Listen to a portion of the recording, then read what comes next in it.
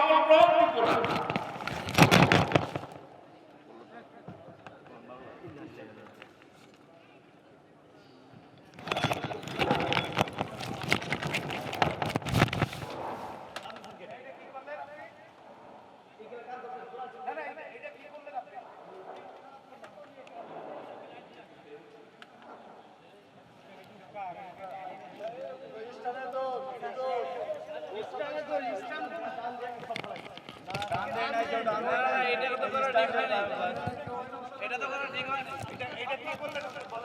ভাই কোরআন চিপ ফলাইছেন ব্যথা অন্তরে যে ব্যথা কানে কি করছেন ওরা এগুলি ফলো করো। দান দিছেন পরেই পড়ছে ভাই আমি আপনারা আসলে জানি কি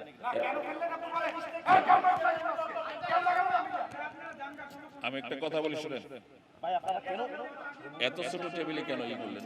এতগুলো আসলে এটা কি শুরু একটা স্ট্যান্ডের মধ্যে কি এতগুলো দেয় এত একটা ছোট্ট টেবিলে এত অ্যারেঞ্জমেন্ট, এটা টেবিল এরকম একটা টি টেবিলে এত অ্যারেঞ্জমেন্ট হয়? এরকম একটা ছোট্ট 1 ফিট টেবিল এর মধ্যে এইগুলি কেন আমি বুঝলাম না। আমি এটাই তো আসলে ওনাদের এটা সব ওনাদের আচ্ছা এখন মাইক চালু করো, পরে এগুলি লাগাবে না। জি জি চলো সেটা কি যেটা মৌলানা পরে থাকে সেখানে কি বলেছি, সেখানে এটা আসছিল এই বিশ্বভুবনে যাহা কিছু আছে সকলে মেনেছে তাহার প্রভুকে, মেনেছে মানতেছে, কেবলই মানুষ শুধু যে বেহুশ মালিনুল্লাহ তার আল্লাহকে, শুধু মানুষ মানে না সবাই মানে। চাঁদকে যেই কাজে বানানো হয়েছে চাঁদ সেই ডিউটি করে,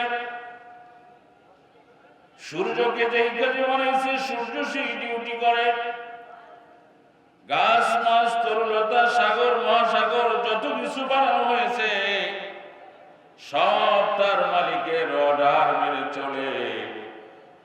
একমাত্র অর্ডারকে ডিসকোয়ালিফাই করে যে তার নাম হচ্ছে মানুষ, অথচ তার নাম হচ্ছে আশরাফুল মাখলুকাত। সৃষ্টির সেরাকে বলেন, জোরে বলেন সৃষ্টির সেরাকে। 18,000 মাখলুকাতের মধ্যে 17,999টা বাদ দিলে একটা মাখলুক হচ্ছে মানুষ। এই মানুষ সমস্ত সৃষ্টির সেরা, এই মানুষের প্রয়োজনে সব কিছু বানিয়েছে, সবকিছু পরিপূর্ণভাবে ডিউটি পালন করছে, কিন্তু মানুষ তার ডিউটিকে পরিপূর্ণভাবে পালন করছে না। কোন সৃষ্টি কোনদিন ডিসকোয়ালিফাই করে না, যাকে যে কাজে বানাচ্ছে সেইটা আঞ্জাম দিতেছে, কিন্তু মানুষ শ্রেষ্ঠ সৃষ্টি হওয়ার পরেও এই সমস্ত বন্দোবস্ত তার জন্য করার পরেও তার উচিত ছিল তার প্রভুর আরাধনা করা, উপাসনা করা, কিন্তু সে একমাত্র শুধুমাত্র কেবলমাত্র মানুষ আল্লাহর বিধান মতো চলছে না। পৃথিবীর এরকম কোন সৃষ্টি আপনার ডাইনে বামে সামনে পিছনে আকাশের দিকে তাকিয়ে দেখেন, এমন কোন সৃষ্টি নাই তার প্রভুর রীতিমতো বিধান মেনে না চলে, কিন্তু বিধানকে ডিসকোয়ালিফাই করে চলে একমাত্র মানুষ। একামত দিন, দিন মানে হলো বিধিবিধান। দিন মানে কি? দিন মানে কি? বিধিবিধান, নিয়ম কানুন, আইন। কার আইন? আল্লাহর আইন। এই পৃথিবীতে আল্লাহর আইন মেনে চলবে এবং এই আইনকে প্রতিষ্ঠা করার দায়িত্ব ছিল কার? মানুষের। কিন্তু গাছ আল্লাহর আইনে ফল দেয়, মাছ আল্লাহর আইন মেনে আদমের খেদমত করে, হাঁস মুরগি বেড়া বকরি সমস্ত কিছু আল্লাহর আইন মেনে মানুষের খেদমত করে।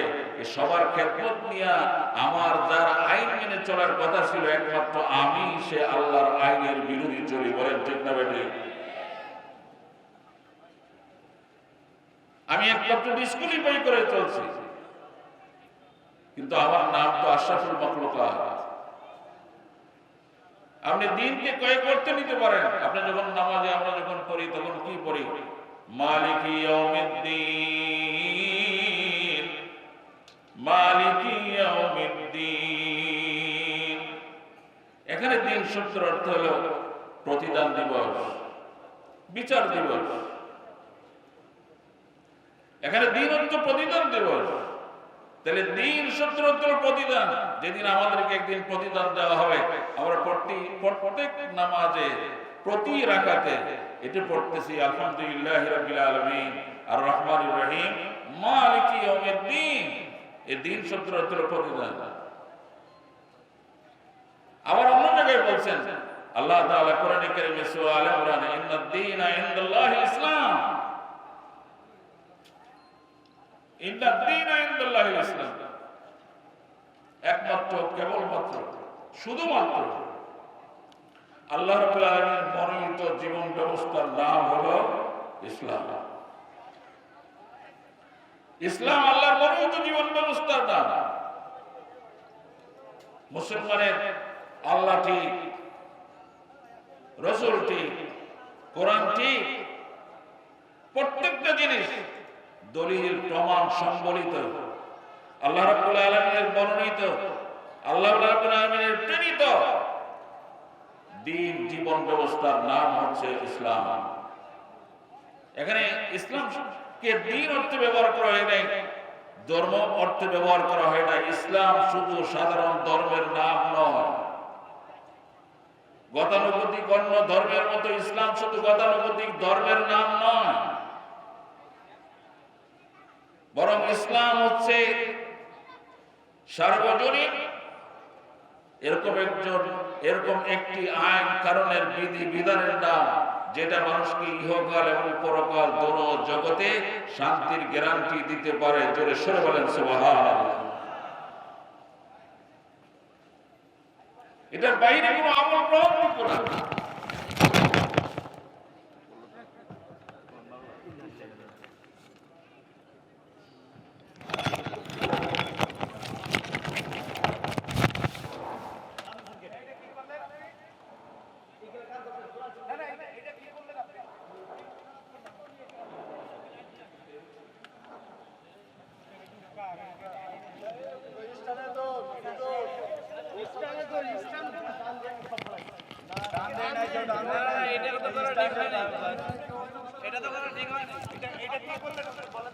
ভাই কোরআন চিপ ফলাইছেন মিয়া, ব্যথা অন্তরে যে ব্যথা কানে কি কিছু নেই। ওরা এগুলি ফলো করো। দান দিছেন পরেই পড়ছে ভাই। আমি আপনারা আসলে জানি কি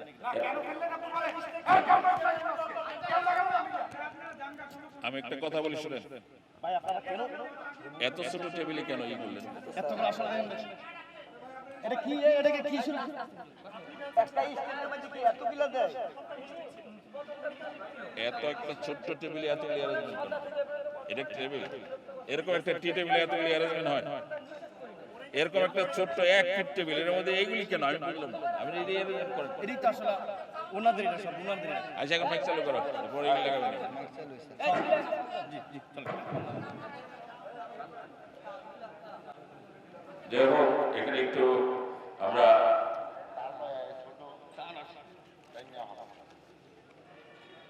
সকলেই ইনশাআল্লাহ সামনের দিকে এসে যাই।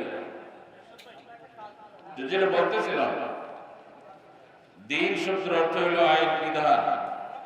কার আইন? আল্লাহর আইন। আল্লাহ প্রদত্ত, রসুল প্রদর্শিত। আল্লাহ প্রদত্ত, রসুল প্রদর্শিত। আল্লাহ দিয়েছেন, রসুল দেখাই দিয়েছেন। এরকম যে আইন, সেটার নাম হচ্ছে ইসলাম। তথা ইসলামের নিয়ম কানুন, জীবন পদ্ধতি, এই সমস্ত কিছুকে আল্লাহ রাব্বুল আলামিন আমার আপনার জন্য দিয়েছেন এবং রাসূল সেটাকে দেখাই দিয়েছেন।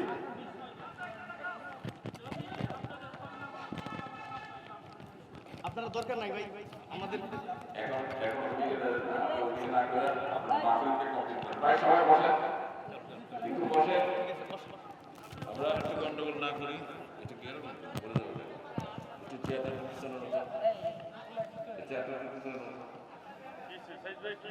কিছু হয় না এখানে ওই যে এটা ফালা দিচ্ছে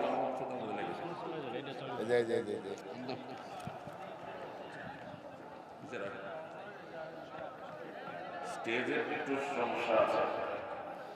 স্টেজের সমস্যা, এটা একটু ঢাল। এই জন্য বলছিলাম আল্লাহ প্রদত্ত রসূল প্রদর্শিত যত আইন কানুন আছে, বিধিবিধান আছে, এইগুলিকে বলা হয় দ্বীন। যদিও আমরা এরকম জিনিস আলোচনা শুরু করেছি যেটা মানুষের কাছে পরিচিত না, এই জন্য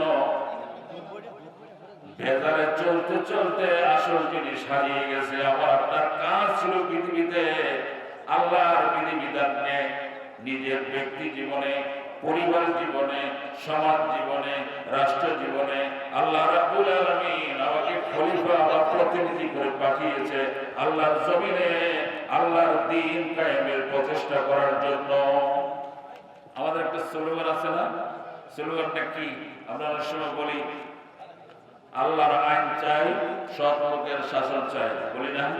আল্লাহর আইন চাই, সৎ লোকের শাসন চাই। পৃথিবী কার? আল্লাহ। এখানে আইন চলবে কার? এটা কি রং কথা না সঠিক কথা? কি বলেন, এটা সঠিক কথা না রং কথা?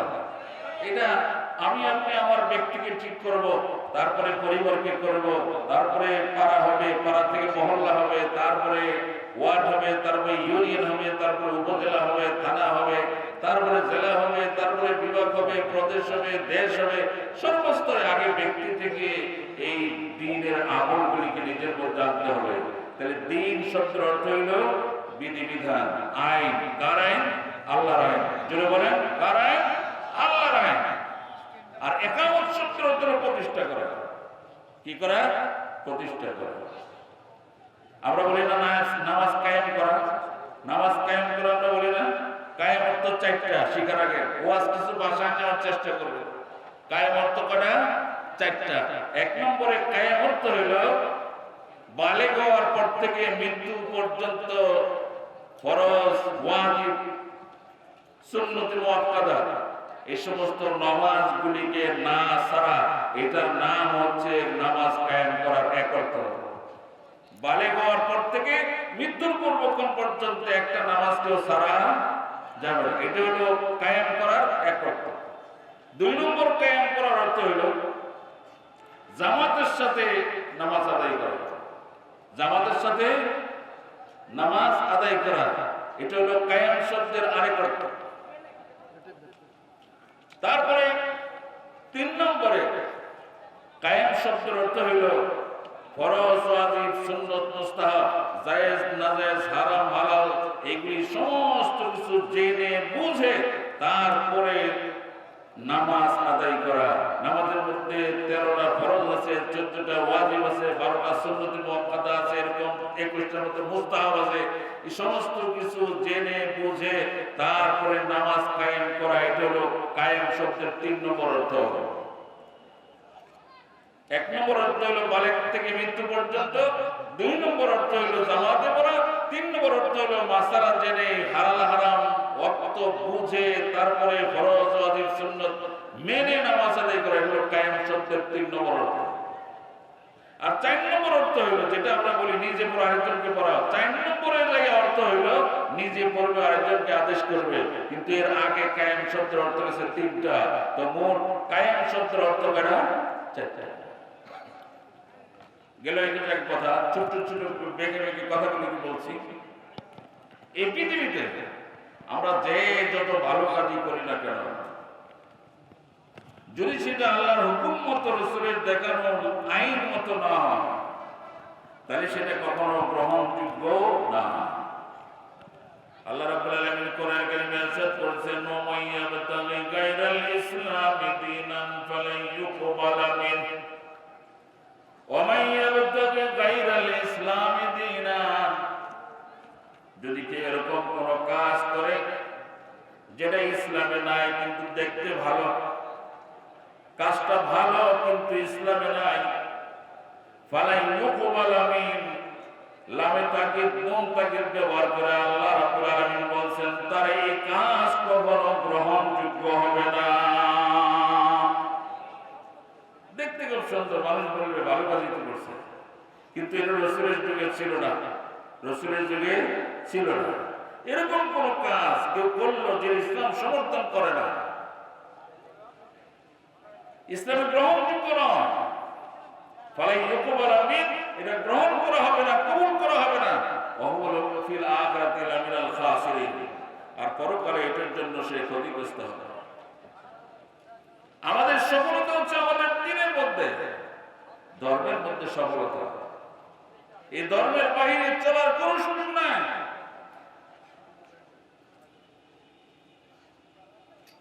আল্লাহ রাব্বুল আলামিন হাত্তা তারজিউ ইলা দীনিকুম, তোমরা দ্বীনের মধ্যে ফিরে আসবে, দ্বীনের আমল গ্রহণ করবে, আল্লাহর হুকুম রাসূলের তরিকায় জীবন যাপন করবে, এটার মধ্যেই হলো সফলতা।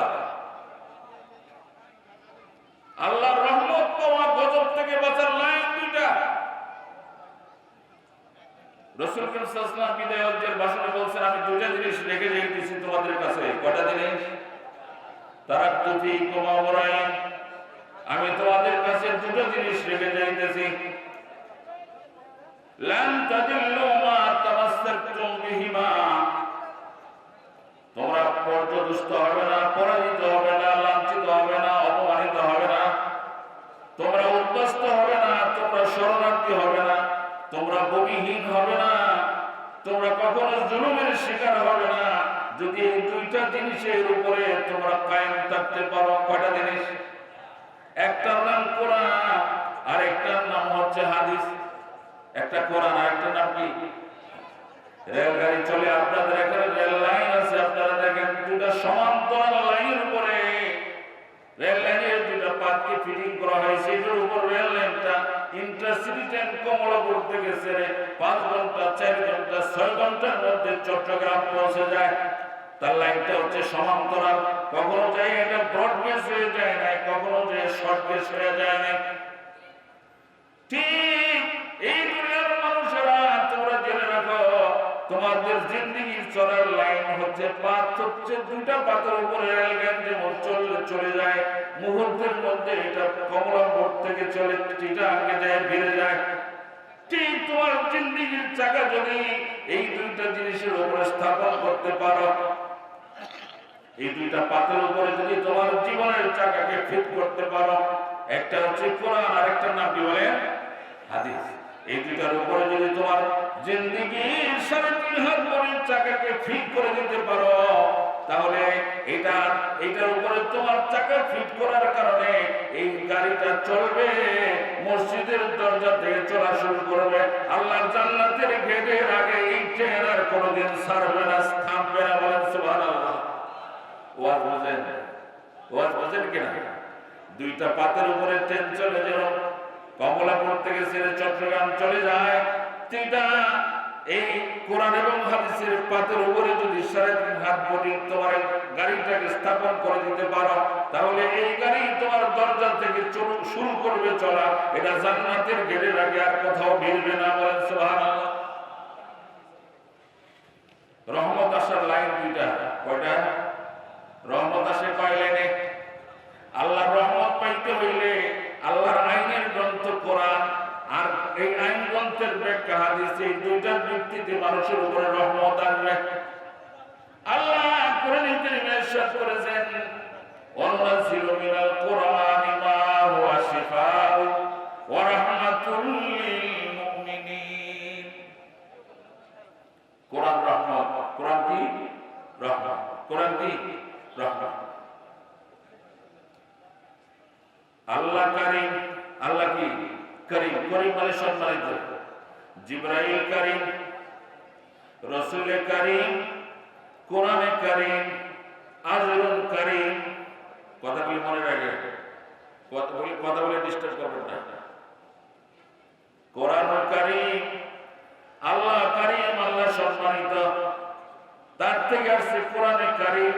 এই কোরআনে কারীম সম্মানিত গ্রন্থ, যার মাধ্যমে পাঠাইছে তার নাম জিবরাইল কারীম। সে জিবরাইল সম্মানিত। যার কাছে আসছে তিনি হচ্ছেন রাসূল কারীম, সেই রাসূল সম্মানিত।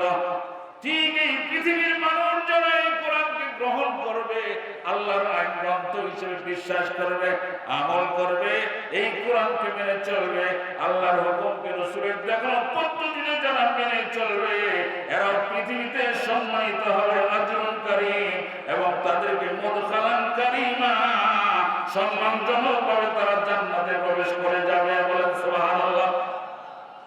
ওয়াজ বুঝলেন? ওয়াজ বুঝলেন? কোরআন কিভাবে সম্মান দিয়ে দেয় আপনাকে? কারণ কোরআন আল্লাহর আইন মানা মানে তো কোরআন মানা, আল্লাহর আইন মানাই তো কোরআন মানা। কোরআন তো সংবিধান, constitution. Islam is the complete code of life. এই কোরআন সেখানে এ টু জেড এখানে বর্ণনা করে দিয়েছেন। তিবিয়ান লিকুল্লি শাই। পৃথিবীতে এরকম কোন জিনিস নাই যেটা এই কোরআনে বর্ণনা করে দেয় নাই।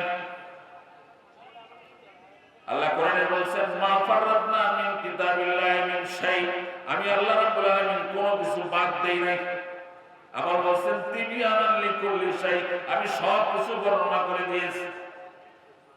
এই যে আজকে স্যাটেলাইটগুলি চলতেছে, এই যে ছোট্ট একটা মেমোরি কার্ডের মধ্যে সমস্ত কিছু রেকর্ড হইতেছে, কোরআনে কারিমে আজকে নয়, আজ থেকে 1450 বছর আগে আয়াত দিয়ে আল্লাহ তাআলা বলে দিয়েছেন মা ইয়ালফিজু মিন কাওলিন ইল্লা লাদাইহি রাকীবুন আতীদ। কেউ চিন্তা করলে বর্তমানে ওয়াজ বোঝা সুবিধা, সামান্য 300, 250, 200 টাকার মেমোরি কার্ডের মধ্যে যদি এই কোরআনকে 5 বার 10 বার ডাউনলোড করে রাখা যায়, তাহলে তুমি কি মনে করেছো তোমার জীবনের কর্মকাণ্ডগুলি এরকম ভাবে কখনো ডাউনলোড করে রাখা সম্ভব না? বরং তুমি মনে রেখো মা ইয়ালফিজু মিন কাওল ইল্লা লাদাইহি রাকীবুন আতীদ। এই যেমন আমার ছবিটাও রেকর্ড হচ্ছে, কথাটাও রেকর্ড হইতেছে, ঠিক দুনিয়াতে আসার পরে তোমার নামে এরকম একটা নাম্বার বসে গেছে, ইন্ডেক্স নাম্বার বসে গেছে। তুমি যত আমলই করবা এই সমস্ত কিছু এই নাম্বারের মধ্যে ইনক্লুড হয়ে যাবে, ডাউনলোড হয়ে যাবে। এরকম কোনো অডিও নাই, ভিডিও নাই, তোমার অডিও এবং ভিডিও সব কিছু আমি আল্লাহ রাব্বুল আলামিন রেকর্ড করে থাকি। বলেন সুবহানাল্লাহ।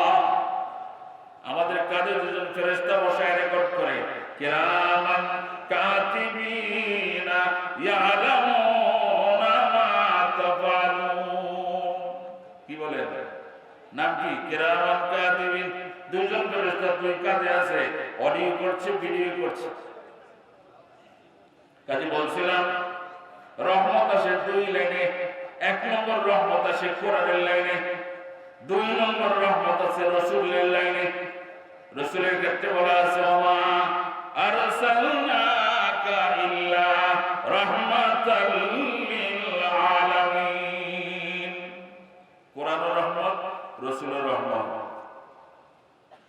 তোমার বাড়িতে ডিশের লাইন লাগাইছো, কত ধরনের ওয়াইফাই দিয়ে লাইন বানায় সদকা জারিয়া সওয়াব কামাইতেছ। ওয়াইফাই বসায় দিয়ে কয় আমার বাড়ি ওয়াইফাই আছে, তুই লাগাবাটা লাগা। হ্যাঁ, কত সুন্দর সদকা জারিয়া কাজ করতেছে। কি বলেন? সদকা জারিয়া না গুনাহে জারিয়া? এই সদকা জারিয়া না গুনাহে জারিয়া? কত সুন্দর এর কাছে এর কাছে, আর সারা পৃথিবীকে হাতের মুঠোয়। কত মানুষ কত গাম্ভীর্যের সাথে আছে যে আমি অনেক কিছু পেরে ফেলছি। আল্লাহ তাআলা কোরআনে কারিমে তার হুকুম দিয়া, এই রেকর্ড দিয়া আমরা আপনার সমস্ত আমলগুলি যেমন রেকর্ড করতেছেন, কালকে আমাদের দিনের রেকর্ড অনুযায়ী বিচার হবে, চুল চেরা হিসাব হবে।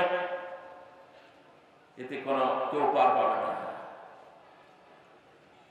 তো আল্লাহর দ্বীন মেনে জীবন ধারণ করা, এটার মধ্যে হচ্ছে জীবনের সার্থকতা। দিন হারা মানে সর্বহারা।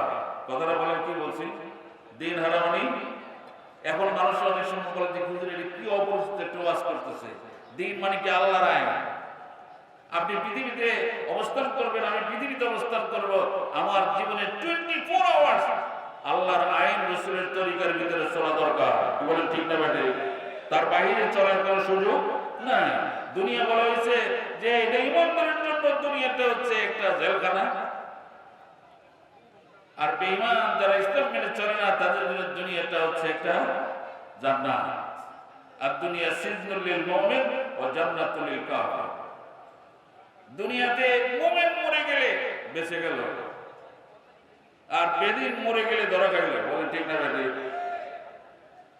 ইমানদার মৃত্যুটাকে কখনো ভয় করে না। সে মনে করে যে আমি মরে গেলাম মানে বেঁচে গেলাম, তো জান্নাতে ঢুকে গেলাম। কখন জান্নাতে ঢুকবে? যখন দিনের 100% আমলের ভিতর জীবন চালাবে। আল্লাহ বলেছেন আমি তোমাকে তৈরি করেছি একমাত্র আমার গোলামি করার জন্য এবং খেলাফত প্রতিষ্ঠা করার জন্য। আমার দ্বীন পৃথিবীতে প্রতিষ্ঠা করবা। আল্লাহ কোরআনে কারীমে ইরশাদ করেছেন ওয়াইদ ক্বালা রাব্বুকা লিল মালাইকাতি ইন্নী জাইলুন ফিল আরদি খলিফা। আমি দুনিয়াতে আমার খলিফা পাঠাইতে চাই, প্রতিনিধি পাঠাইতে চাই। প্রতিনিধির কাজ কি?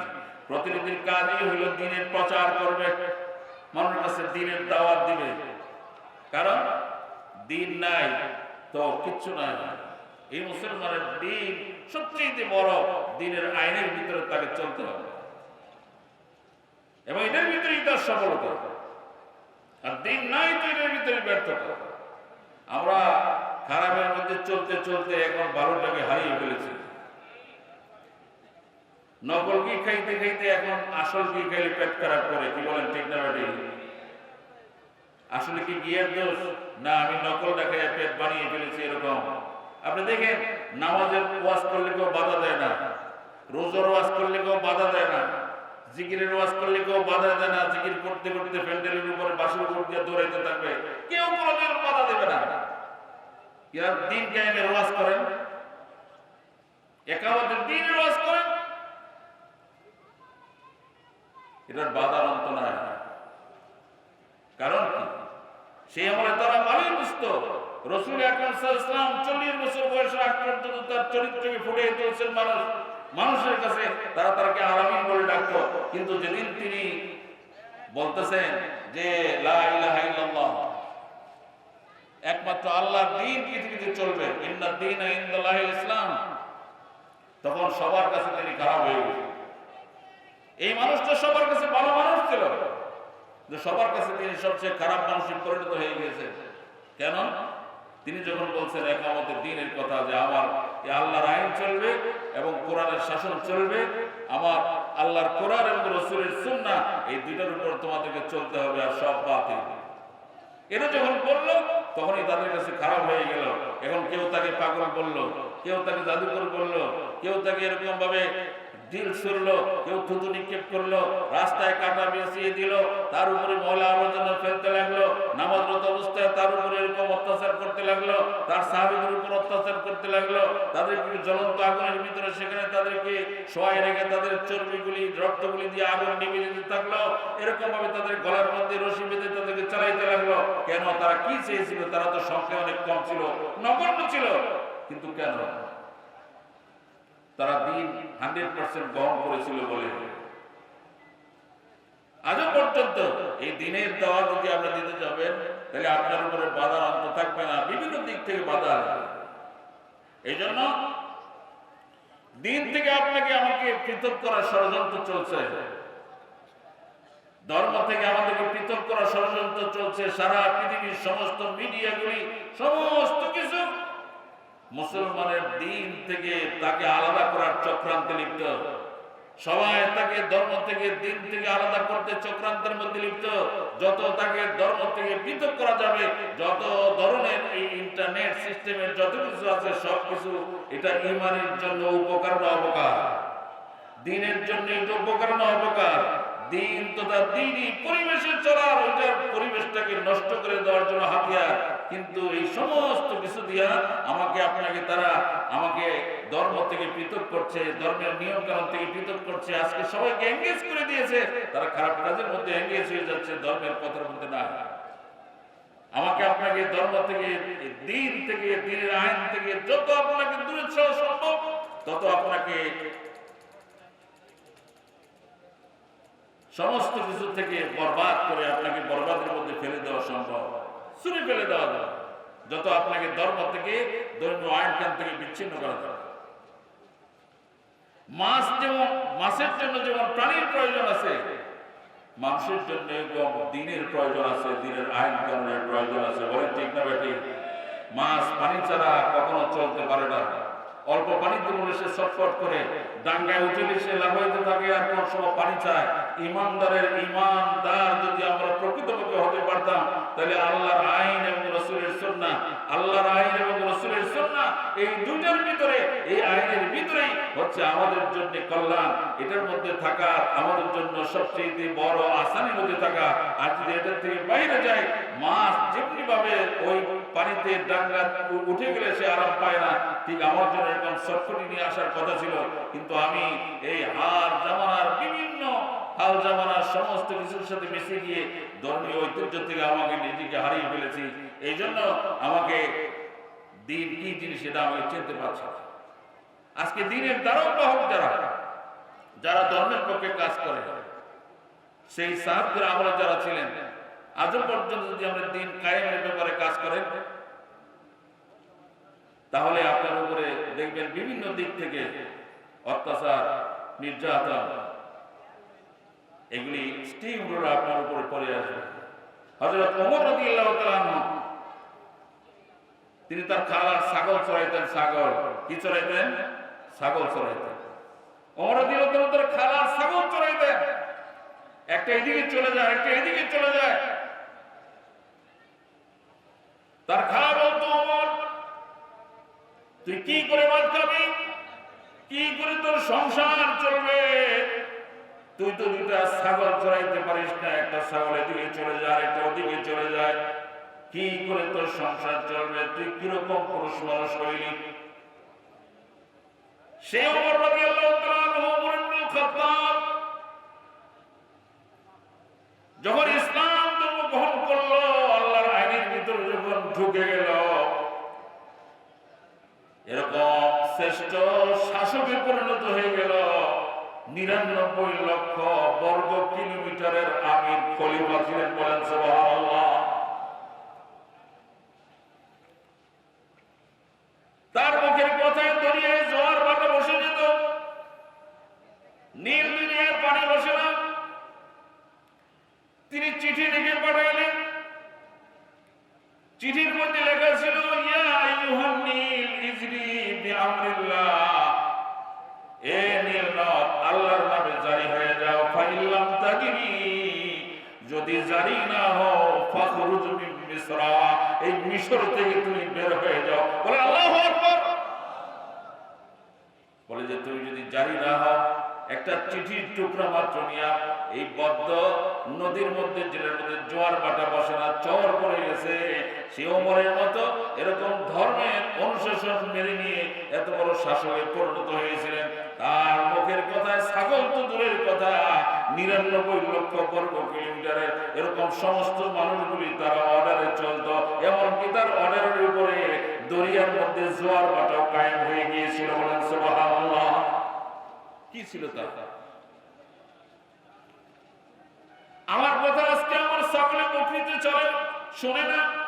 আমার কথা আমার বউ শুনে না, আমার কথা আমার বাচ্চারা শুনে না, আমার কথা কর্মচারী শুনে না, আমার কথা কেউ কেন শুনে না? এই জন্যই শুনে না, আমি আমার মালিকের অর্ডার মতো চলি না, আমি মালিককে মানি না, আমি মালিককে শুনি না বলে কেউ আমাকে শুনতে চায় না। বলেন ঠিক না? ঠিক বলে। আমি যদি মালিকের অর্ডার মানতাম, সমস্ত কিছু অর্ডার মানতাম। কিন্তু আমরা এই দিন থেকে যত পৃথক হব, তত আমাকে আপনাকে ছুঁড়ে ফেলে দেওয়া সম্ভব।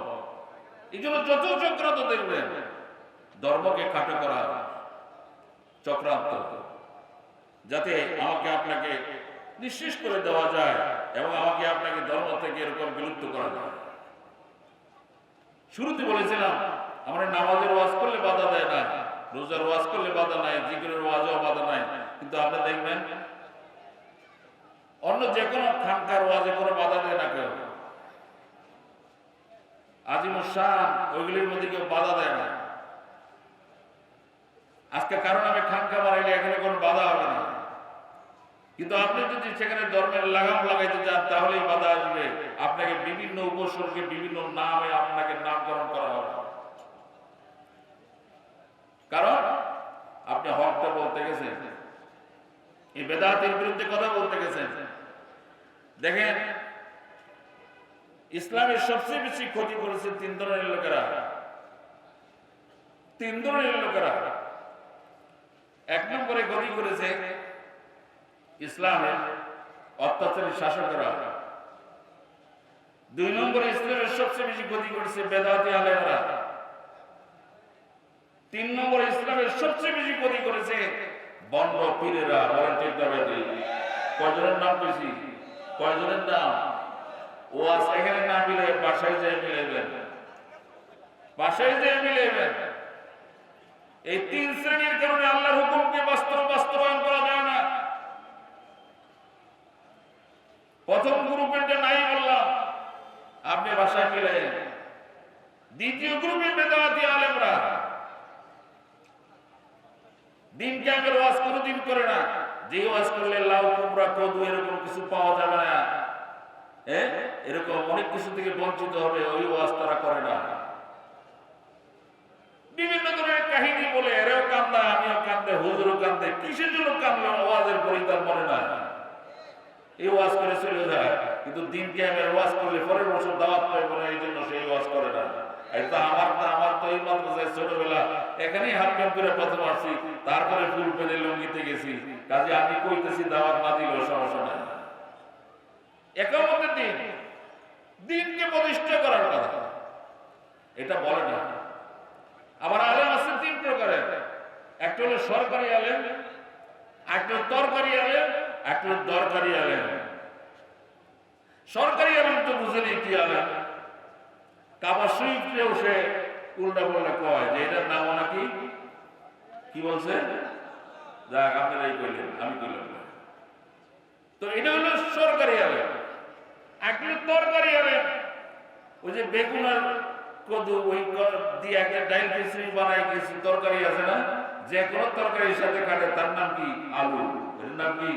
আলু। এটা হলো আলু মার্কা আলেম, তরকারি মার্কা আলেম, তরকারি আলেম। আর দরকারি আলেম যারা, যারা ফিল্ডে নাই, তারা আছে জেলে। কই আছে? কই আছে? বললাম না। এই জন্য বলছি, অবিচারের রাজত্ব কায়েম হয়েছে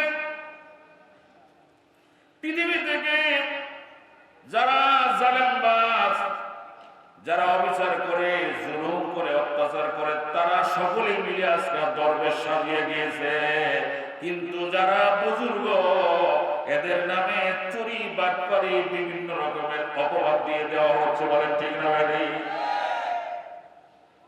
ওরা পাও কামায়, বড় বড় দাড়ি রেখে, বড় বড় লম্বা জামা গায়ে দিয়ে, এটার নাম দিন না। বিলকুল এটার নাম দিন না, এটার নাম ধর্ম না। বিশাল বড় দাড়ি, এটার নাম বিশাল ধর্ম না। কর্মের নাম ধর্ম। চেহারা সুরত সাইনবোর্ডের নাম দিন না। অনেকে লেবেল লাগায় তারপর ধর্মের নামের জন্য নম্বরই করে বেড়ায়। এটা হলো দুই নম্বরই করার মতো একটা লাইন ফ্লাশ করে, লাইনকে চালু করে দেয়। এই জন্য বলছি, দিনের উপর চলা, দিন কায়েম করা, এটা কার আইন বলছিলাম? আল্লাহ।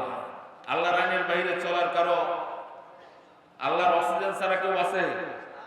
খাদ্য, বস্ত্র, বাসস্থান, শিক্ষা, চিকিৎসা, চিত্র বিনোদন, যতগুলি নাম বললাম, এটা কি আল্লাহ ছাড়া কেউ এই চাহিদা মিটাইতে পারে?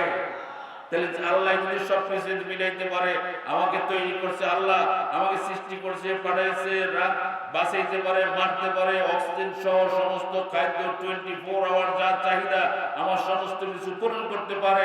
এখন তিনি সব কিছু দিতে পারলেন, তাহলে তিনি কি আমার চলার মতো কোনো গাইডলাইন দিতে পারেন না? এবং সেটা মানা কি আমার জন্য উচিত না? আল্লাহ এখানে বানায় ছেড়ে দিছে, আর বস্তায় বস্তায় খাবার দিয়েছে, খেয়ে দিয়ে পশু, এই বিভিন্ন জীব জানোয়ারের মতো তুমি শুধু বড় হইবা, বিয়ে শাদী করবা, বাচ্চা জন্ম দিবা, কয়দিন পরে মরে যাবা, এই জন্য তোমাকে দুনিয়াতে পাঠানো হয় না। দায়িত্ব নিয়ে খলিফা করে বানানো হয়েছে। কোরআনে কারিমে আল্লাহর কোরআনে একটা আয়াত দিয়ে আল্লাহ বলছেন, আল্লাহ রাব্বুল আলামিন কোরআনে কারিমে ইরশাদ করেন এইভাবে, শারা'a লাকুম মা ওয়াসা বিহি নূহা ওয়াল্লাযী আওহাইনা ইলাইক। আল্লাহ রাব্বুল আলামিন কোরআনে কারীমে ইরশাদ করছেন সূরা আশ-শূরার ভিতরে, এই সূরার নামই হচ্ছে শূরা, মানে হলো পরামর্শ সভা, সংসদ ভবনে সূরার নাম বলা হয়। কাজ করতেন সেই জন্য এটাকে নাম রাখছেন সূরা আশ-শূরা। নাম কি সূরার? আশ-শূরা। এই সূরার ভিতরে 13 নম্বর আয়াতে বলছেন শারা লাকুম মিনাদ-দীনি মা ওয়াসা বিহি নূহা ওয়াল্লাযী আওহাইনা ইলাইকা ওয়া মা ওয়াসাইনা বিহি ইব্রাহিমা ওয়া মূসা ওয়া ঈসা আন আকিমুদ-দীন ওয়া লা তাতাফাররাকু ফীহি। আল্লাহ কোরআনে কারীমে বলছেন, কি বলেন? শারা লাকুম মিনাদ-দীন, আল্লাহ বলছেন তিনি তোমাদের জন্য দ্বীনের ক্ষেত্রে পথ নির্ধারণ করে দিয়েছেন। কে নির্ধারণ করছেন? আল্লাহ। আল্লাহ যেমন সৃষ্টি করে পাঠাইছেন, কি খাবে, কিভাবে ব্যবসা করবে, কিভাবে দোকানপাট করবে, কিভাবে বিবাহ শাদী করবে, কিভাবে তুমি দেশ চালাবে, পাকঘর থেকে বঙ্গভবন পর্যন্ত এরকম কোন সাইট নাই কোনটা কিভাবে চলবে, আল্লাহ বিধান দিয়ে দেয় নাই। তাহলে মানুষ তো যা ইচ্ছা তাই করতো, তাহলে আল্লাহর কাছে জবাব দিয়ে তা কিছু ছিল না। কিন্তু আমার আপনার আল্লাহ তো এরকম না, তিনি পাকঘর থেকে বঙ্গভবন পর্যন্ত কিভাবে চলবে সমস্ত বিধানগুলি কোরআনের মধ্যে দিয়ে দিয়েছেন। বলেন ঠিক না? ঠিক বলে আল্লাহ দিয়ে দিয়েছেন। আল্লাহ বলেন শারা লাকুম মিনাদ-দীন মা ওয়াসা বিহি নূহা। এখানে চারজন পয়গম্বরের নাম বলছেন। এক নম্বরে বলছেন নূহ আলাইহিস সালামের নাম, দাওয়াত দিয়েছেন 1350 বছর। কয়শো বছর? 950 বছর। 950 বছর দাওয়াত দিয়া দিনে দাওয়াতে ইসলাম গ্রহণ করেছিল কয়জন? 80 জন। কয়জন? 80 জন। ওনার নামে একটা সূরা আছে কোরআন শরীফের, সূরা নূহ। এই দিনের দাওয়াত দিতে গিয়ে নূহ আলাইহিস সালাম যে নৌকা বানাইছিলেন ইতিহাস আছে, নৌকা ময়লা করে বলছিল, আবার তাদের দ্বারা সাফ করেছে ইতিহাস আছে। রাস্তা দিয়ে অনেক দেখলে চেহারা ঢাকা চলে যাইত, কানের মধ্যে আঙ্গুল দিত, তার কথা শুনতে চাইতো না, মনে করতো নূহ আলাইহিস সালাম আসতেছে মানে আমাদের নষ্টের মূল, এর কারণে আমাদের এই গজব মুসিবত। এই জন্য আল্লাহ নূহের কথা বলছেন, নূহকে আমি শরীয়তের দাওয়াত দেওয়ার কথা বলছিলাম। 2 নম্বর বলছেন ইব্রাহিম আলাইহিস সালামের কথা। ইব্রাহিম আলাইহিস সালাম আমাদের জাতির পিতা। ইব্রাহিম আলাইহিস সালাম তার পিতার নামটাও কোরআনে আছে আযর। মূর্তি পূজক ছিল, তার বিরুদ্ধে তার ছেলে দাঁড়িয়ে গিয়েছিল, বলছে আপনি ওয়াইদ ক্বালা ইব্রাহিম লিআবিহি আযর আতাত্তাখিযু আসনামান আলিহা। ইব্রাহিম আলাইহিস সালাম বলতেছেন, বাবা আমি আপনাকে দেখতে পাচ্ছি, ইন্নী আরাকা ওয়া কওমাকা ফী দালালিন মুবিন।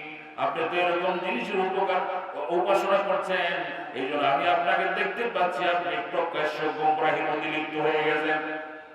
দাওয়াত দিচ্ছে, কি হয়েছে আপনি জানেন? আগুনে ফেলাইছে তাকে, এরকম কোন সুবিধা নেই তাকে বঞ্চিত না করছে। তিনি দিনের দাওয়াতের মধ্যে অ্যাটেন্ড ছিলেন। আমি বেশি করে ইতিহাস বলবো না, শুধু দিয়ে যাচ্ছি কথা। 3 নম্বরে নাম আসছে মুসার কথা। হযরত মুসার সাথে ফিরআউন ছিল, ইব্রাহিমের সাথে নমরুদ ছিল। এই 3য় নম্বরে আল্লাহ মুসা আলাইহিস সালামের কথা বলছেন। মুসা আলাইহিস সালাম এরকম কোন অত্যাচার নাই, পৃথিবীতে আসার আগে ঘোষণা হয়েছিল যদি কোন ছেলে পৃথিবীতে আসে মেরে ফেলবে। বলেন ঠিক না বেঠিক? সেই পরিস্থিতিতে মুসা আলাইহিস সালাম পৃথিবীতে আসলেন। 14 গোষ্ঠী সহ শেষ পর্যন্ত দুধ খায় না কারো, এই মুসার মার দুধ খেয়ে শেষ পর্যন্ত মুসা এই ফেরাউনের ঘরে লালিত পালিত হয়েছে। আপনারা ইতিহাস জানেন। সেখানে পালিয়ে তার পরিবার সহ পালছে। সেখানে শত্রুর গয়ে যেখানে যেখানে যার রাজত্ব যে দখল করবে স্বপ্নে দেখছিল, সেখানেই লালিত পালিত হয়েছে। দিনের দাওয়াত দিতে গেছে 2 ভাই মিলে, আল্লাহর আইনের দাওয়াত দিতে গেছে। সে বলছে আনা রাব্বুকুমুল আলা, আমি বড় খোদা, আমি বড় আল্লাহ। তিনি বড় খোদা বলছেন, তার বিরুদ্ধে কথা বলতে গেছেন, দাওয়াত দিয়েছেন, রেগে গেছেন, মারতে গেছেন, পিছু দাওয়াত করছেন, সামনে যে দরিয়া বেঁধে গেছে, পিছনে এরকম শত্রু বাহিনী। আল্লাহ বলছেন মুসা তুমি এরকম লাঠি দিয়ে বাড়ি দাও। 12টা রাস্তা হয়ে গেল, রাস্তা দিয়ে চলছেন। মাঝখানের থেকে যখন গেছেন এদিকে কাফের গোষ্ঠীরা, ফেরাউনের গোষ্ঠীরা এখানে চলে আসলো, দেখলো যে এখানটা রাস্তা দেখা যায়, বলে ওই তো মুসা তার দলবল সহজে পিছিয়ে দেওয়া করো। তারা মাঝখানে গেল, মুসা আলাইহিস সালাম দলবল সহ তারা তীরে উঠে গেল।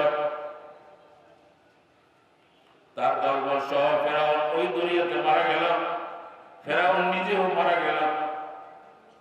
আল্লাহ রাব্বুল আলামিন এই দ্বীনের দাওয়াতের জন্য মুসার ইতিহাস ঘুরিয়ে ধরছেন। শেষ পর্যন্ত ঈসা আলাইহিস সালামের কথা উঠাই ধরছেন। ঈসা আলাইহিস সালামের কথা, চারটা নবীর শরীয়তের কথা উঠাই দিয়ে রাসূল বলতেছেন।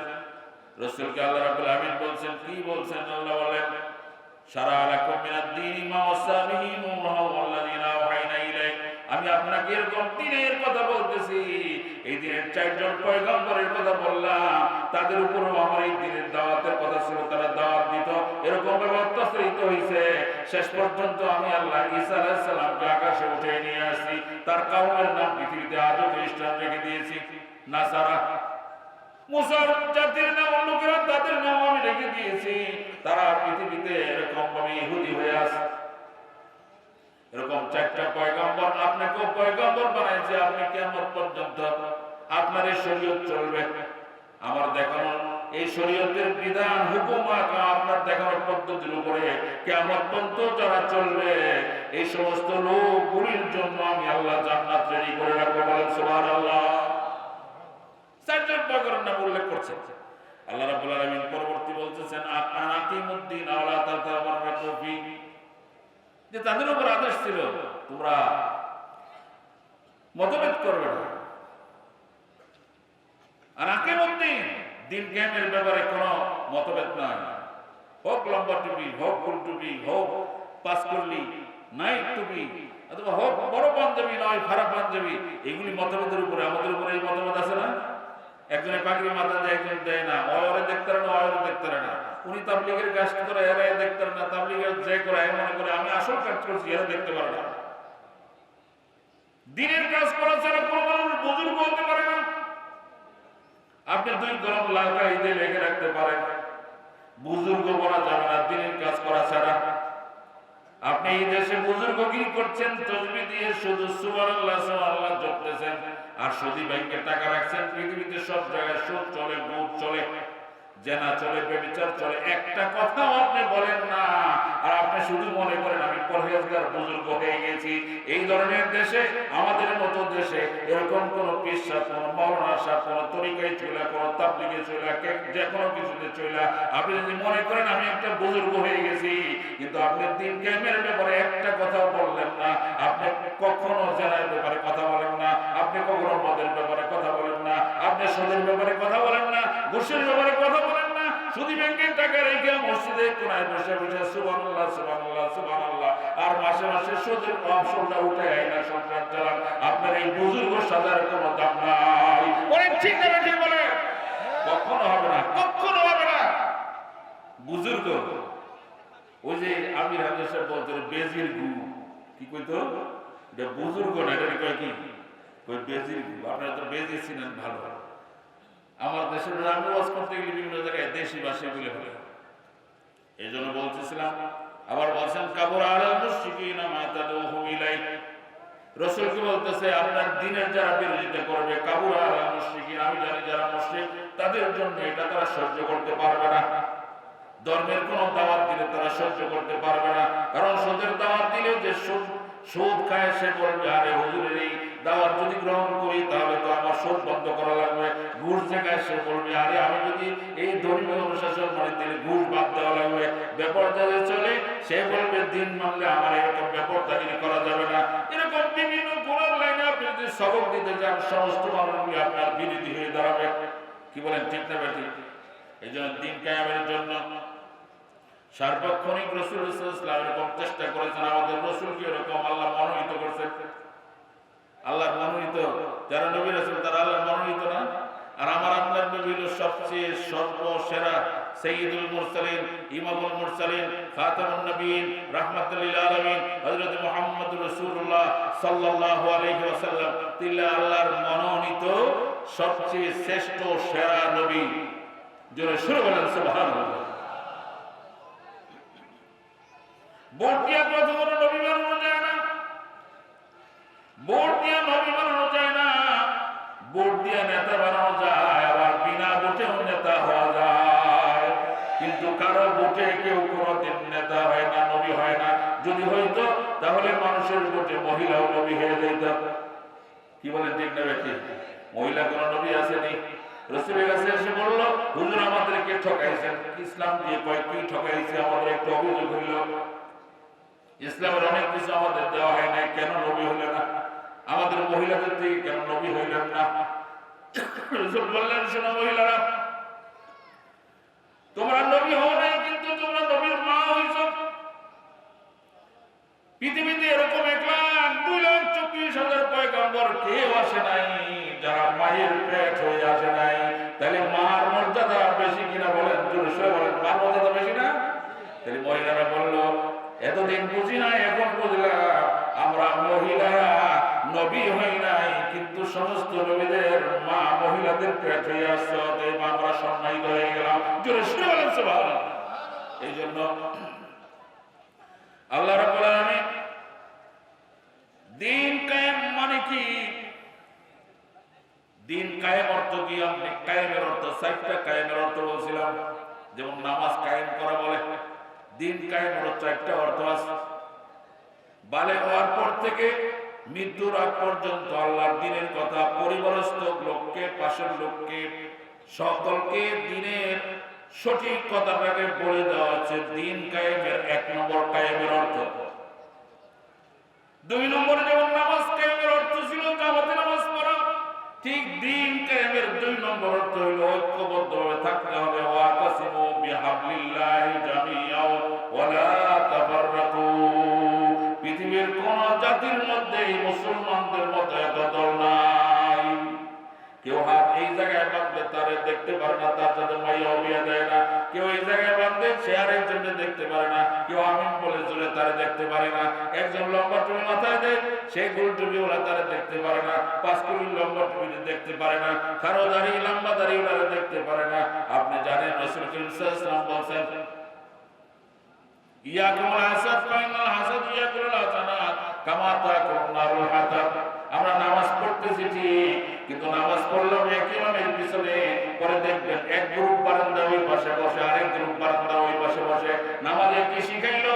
একটাই দুটি হাজার ইমাম, এখানে কোনো দলাদলি নাই, সবাই এক ইমামের পিছনে একটা করেছে। নামাজের পরে একজন গেছে টসি, আরেকজন গেছে সরবরাহ, আরেকজন তাবলীগের কিতাব নিয়ে পড়ছে, আরেকজন বলে আমি কোনো দল করি না, আমি এই দল করি। এরকম দেখেন ভাগ হয়ে গেছে। অথচ নামাজে কি করছিল? একটাই দুটি হাজার ইমাম। ইসলাম নামাজে অনেক কিছু শেখায়। ওয়াতাসিমু বিহাবলিল্লাহি জামিআ, আল্লাহর হুকুমকে তোমরা মেনে নাও, এখানে কোনো মতানৈক্য চলবে না, এখানে কোনো মতভেদ করবে না। এই সমস্ত দ্বীনের আমলগুলির ব্যাপারে কোনো মতভেদ রাখবে না। আজকে আমাদের মধ্যে আমাদের অনৈক্যের কারণে সবচেয়ে বেশি আমাদেরকে ধাক্কা দিয়ে ফেলে দেওয়া সম্ভব। কি বলে, ঠিক না বেটি? আমাদের ঐক্য নেই, ঐক্য নেই সামান্য কিছুর থেকে। এই কিসের জন্য আমি জোরে বলবো, আরে দেখতে পারে না একসাথে মেয়ে বিয়ে দেবে, অথচ তার পাশে কাতারে দাঁড়াইছে, এ সুদের ব্যবসা করে চলে, এর কিন্তু সালাম দেয় আগে। ওই ঘুষ খায়, তারা সালাম দেয় আগে। ওই হারাম খোর, তারা সালাম দেয় আগে। অল্লাহ এগুলো বিরোধ করে না, একমাত্র আমি জোরে আসতের জন্য তার সাথে সালাম দেয় না, কালাম দেয় না, দাওয়াত দেয় না, মাইয়া বন্ধ বিয়ে দেয় না। এগুলো ইসলামে পার্থক্য করার কোন সুযোগ নাই। রাসূল এইভাবে করছে, সেইভাবে করছে, আমি জোরেও বলছে, আসতেও বলছে। আপনি এটার জন্য এখানে মতভেদ লাগাই দিলেন। ইসলামী মতানৈক্য করা কখনো মতভেদ করা যাবে না। দ্বীনে মতানৈক্য তৈরি করছি আমরা নিজেরা। এই জন্য আমাদেরকে কত পদে ভাগ করে, ওই ভাগ করে রাখা সুবিধা। এতে একজন একজনকে হিংসা করে প্লাস মাইনাস সব ইবাদতগুলি জায়গায় বেরিয়ে। রাসূল সাল্লাল্লাহু আলাইহি ওয়াসাল্লাম বলেছেন, ইয়াকুল হাসাদ ফাইনাল হাসাদ ইয়াকুল হাসানাত কামা তাকুন নারুল হাতাব। এই যে একজন একজনকে হিংসা করার কারণে ইবাদত যা করছিল সব জায়গায় প্লাসে মাইনাস হয়ে গেছে। কারণ রাসূল বলতেছেন, চুলার আগুন যেমন লাকড়িগুলি জ্বালা শেষ করে দেয়, ঠিক তদ্রূপ করে রাখো তোমার সমস্ত আমলগুলি, নেক কাজগুলি। এই হিংসা, একজন একজনের দলাদলি দেখতে পারো, তার কারণে বদনাম করো, এই জন্য তোমার আমলগুলি জায়গায় শেষ, প্লাসে মাইনাস কোনো কিছুই থাকে না। এই জন্য বলবো, দ্বীন কায়েম করা মানে হলো কোরআন কায়েম করা। দ্বীন কায়েমের মানে হলো কোরআন কায়েম হওয়া। দ্বীন যেখানে কায়েম নাই, কোরআন কায়েম নাই। কারণ দ্বীনের সংবিধানের নাম হচ্ছে কি বলেন? কি দিনের সংবিধানের নাম হচ্ছে কোরআন। দিন যেখানে কায়েম নাই সেখানে কোরআনও কায়েম নাই। আর কোরআন যদি কায়েম না থাকে তাহলে মানুষ ইমানদার থাকতে পারে না। দিনের কোনো বালাই নাই। একজন আরেকজনকে বেঈমান বলে বেড়ায়, সে নিজেও জানে না সে কতটুকু ইমান আছে কি নাই। কারো ইমানের পাঞ্জেগানা পড়াইয়া ইশরাক আওয়াবিন, এরকম তাহাজ্জুদ পড়ে, ইশরাক পড়ে, আওয়াবিন পড়ে, চাশত পড়ে, জাওয়াল পড়ে, কত ধরনের নামাজ পড়ে, তার ইমান তাকে কত মজবুত করছে। কারো ইমান করে তিরুক্ত পড়ে, কারো ইমান দ্বিউক্ত পড়ে, কারো ইমান একত্ব পড়ে, কারো ইমান শুধু এরকম ভাবে তাকে নিয়ে শুধু জুমার দিনে পড়ায়, আর কারো ইমান শুধু জানাজা পর্যন্ত নেয়, তার ইমান জিরো মার্কা ইমান। এই জন্য ইমান দিয়া এরকম ভাবে কোরআনের আয়াত দিয়ে যদি আপনি আল্লাহর আইনকে না মেনে আপনি ইমানদার হিসেবে দাবি করেন, যেখানে আল্লাহর আইন নাই, কোরআন নাই, হাদিস নাই, এখানে নিজেকে ইমানদার বাবার কোনো সুযোগ নাই। ঠিক কিনা বলেন? ইমানদার হওয়া যায় না। কারণ আল্লাহর আইন নাই তো কোরআন নাই, আর কোরআন যেখানে নাই এখানে আপনি বলবেন যে আমি ইমানদার, আমি মুমিন, হবে না। ইসলাম শব্দের অর্থ হলো আত্মসমর্পণ। কিসের কাছে? আল্লাহর হুকুমের কাছে, রাসূলের সুন্নাহর কাছে। আল্লাহর হুকুমের কাছে, রাসূলের সুন্নাহর কাছে আত্মসমর্পণ করা। পরিপূর্ণভাবে ইসলামে ঢুকতে হবে। আল্লাহ কোরআনে বলেছেন, ইয়া আইয়ুহাল্লাযীনা আমানু দুখুলু ফিস-সিলমি কাফা, তোমরা ইসলামের মধ্যে পরিপূর্ণ ঢুকো।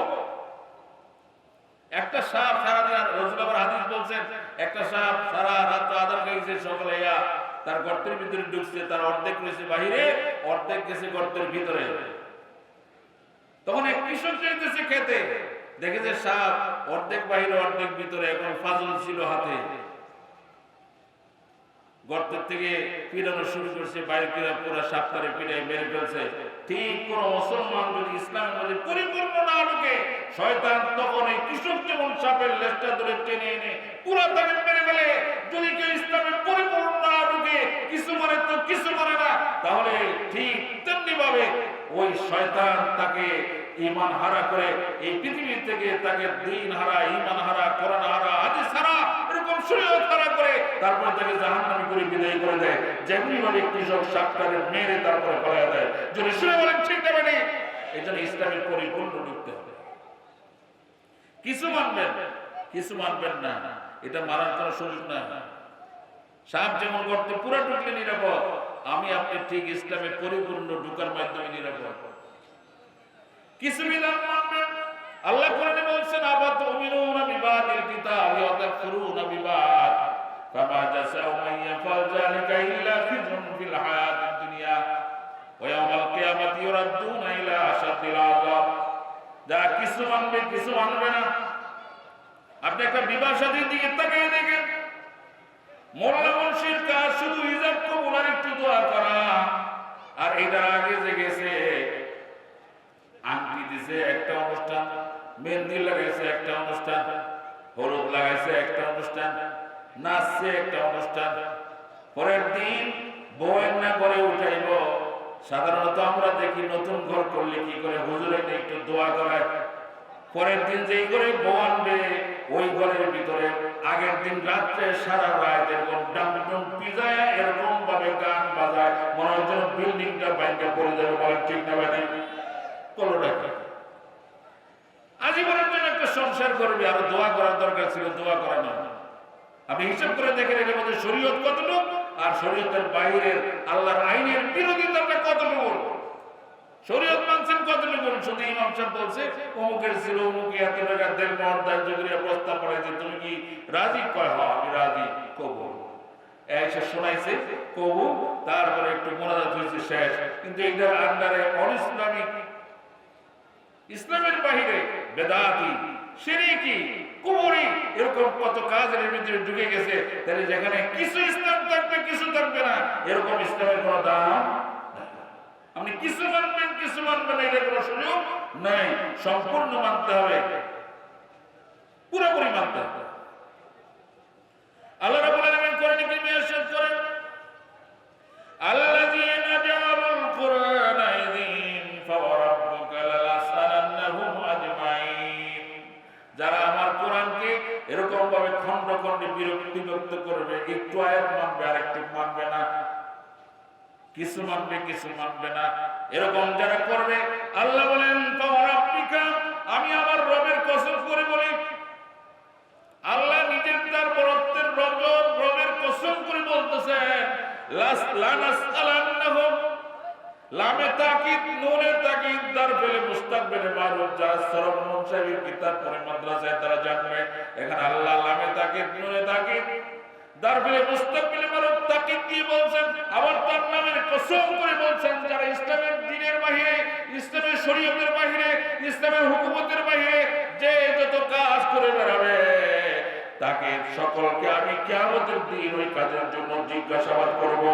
যদি শুনবেন আল্লাহু আকবার, আল্লাহ রাব্বুল আলামিনের জিজ্ঞাসা থেকে রেহাই পাবেন। কেন করলেন? আল্লাহ রাব্বুল আলামিন কাল কিয়ামতের দিন জিজ্ঞাসা করবেন। কোরআন হাতে নিয়ে রাসূল মামলা করবেন, সেদিন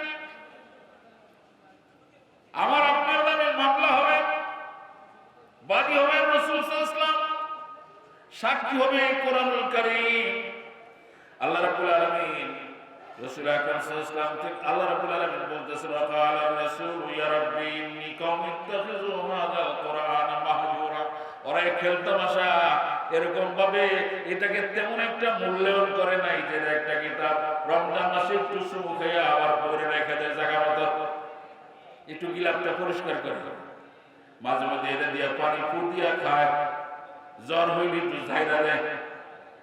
আল্লাহ বলেন যে এই কোরআন তোমাকে রাজত্ব দিতে পারে, ক্ষমতা দিতে পারে, মহাসাগর মহাদেশ দিতে পারে, তুমি এই কোরআনের কাছে যাইয়ে একটু মাথা ব্যথার ওষুধ চাও, এই কোরআন এই দ্বীনের গ্রন্থের কাছে তুমি যাইয়া সামান্য কিছু একটু পেট ব্যথার জন্য যারা চাও, একটু যার চাইতেছ লা মাক্কান্নাহুম ফিল আরদি, ওই যে কোরআন তোমাকে পৃথিবীতে এরকম ক্ষমতা দিতে পারে, মুলুক দিতে পারে, রাজত্ব দিতে পারে, যাদের এক হাতে কোরআন ছিল আর এক হাতে তারা এরকম ভাবে তরবারি ছিল, এরকম ভাবে তারা দিনের পর দিন দিনের পথে আল্লাহর দ্বীন কায়েম করতে যে এরকম আচরণ তারা মানুষের সাথে প্রদর্শন করেছেন, দলে দলে লোকেরা এরকম ইসলামের মধ্যে ঢুকে গেছেন, তারা দিনের পথে কাজ করেছেন। আর আমরা যে কাজ করে বেড়াচ্ছি, আল্লাহ রাব্বুল আলামিন কোরআনে কারীমে ইরশাদ করছেন যে আমরা কোরআনকে ভাগ করে দিচ্ছি, কিছু অংশ লুকাইতেছি, কিছু অংশ বলতেছি।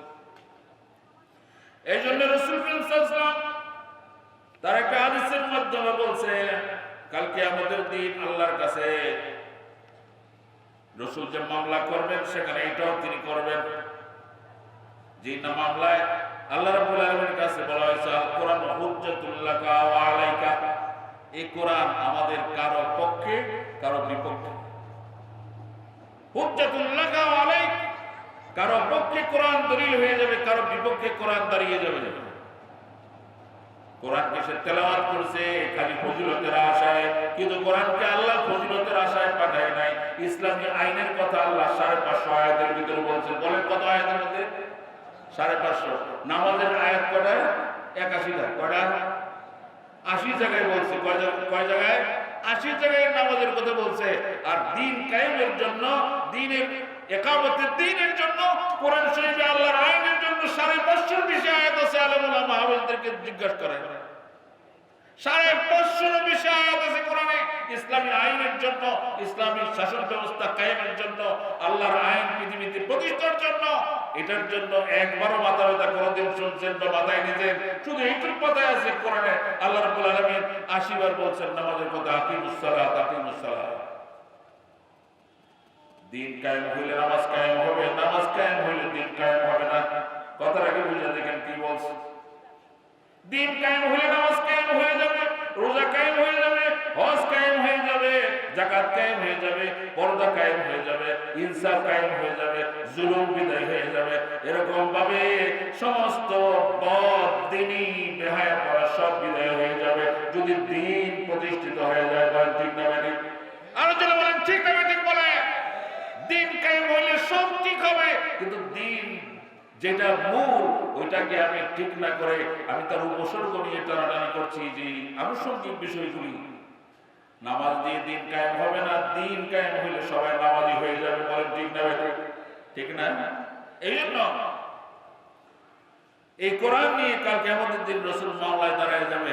কোরআন আমার আপনার বিপক্ষে যদি চলে যাবে, সাক্ষী দিবে, তাহলে মনে করেন কোরআনের সাক্ষী দুনিয়ায় যারা সাক্ষী দেয়, মিথ্যা সাক্ষী সাক্ষীরও পরকালে যে জাহান্নাম হওয়ার চান্স আছে। কারণ মিথ্যা সাক্ষী দিয়ে অনেকের বাজায় দিয়ে না, এরও জাহান্নামে যাওয়ার ভয় আছে।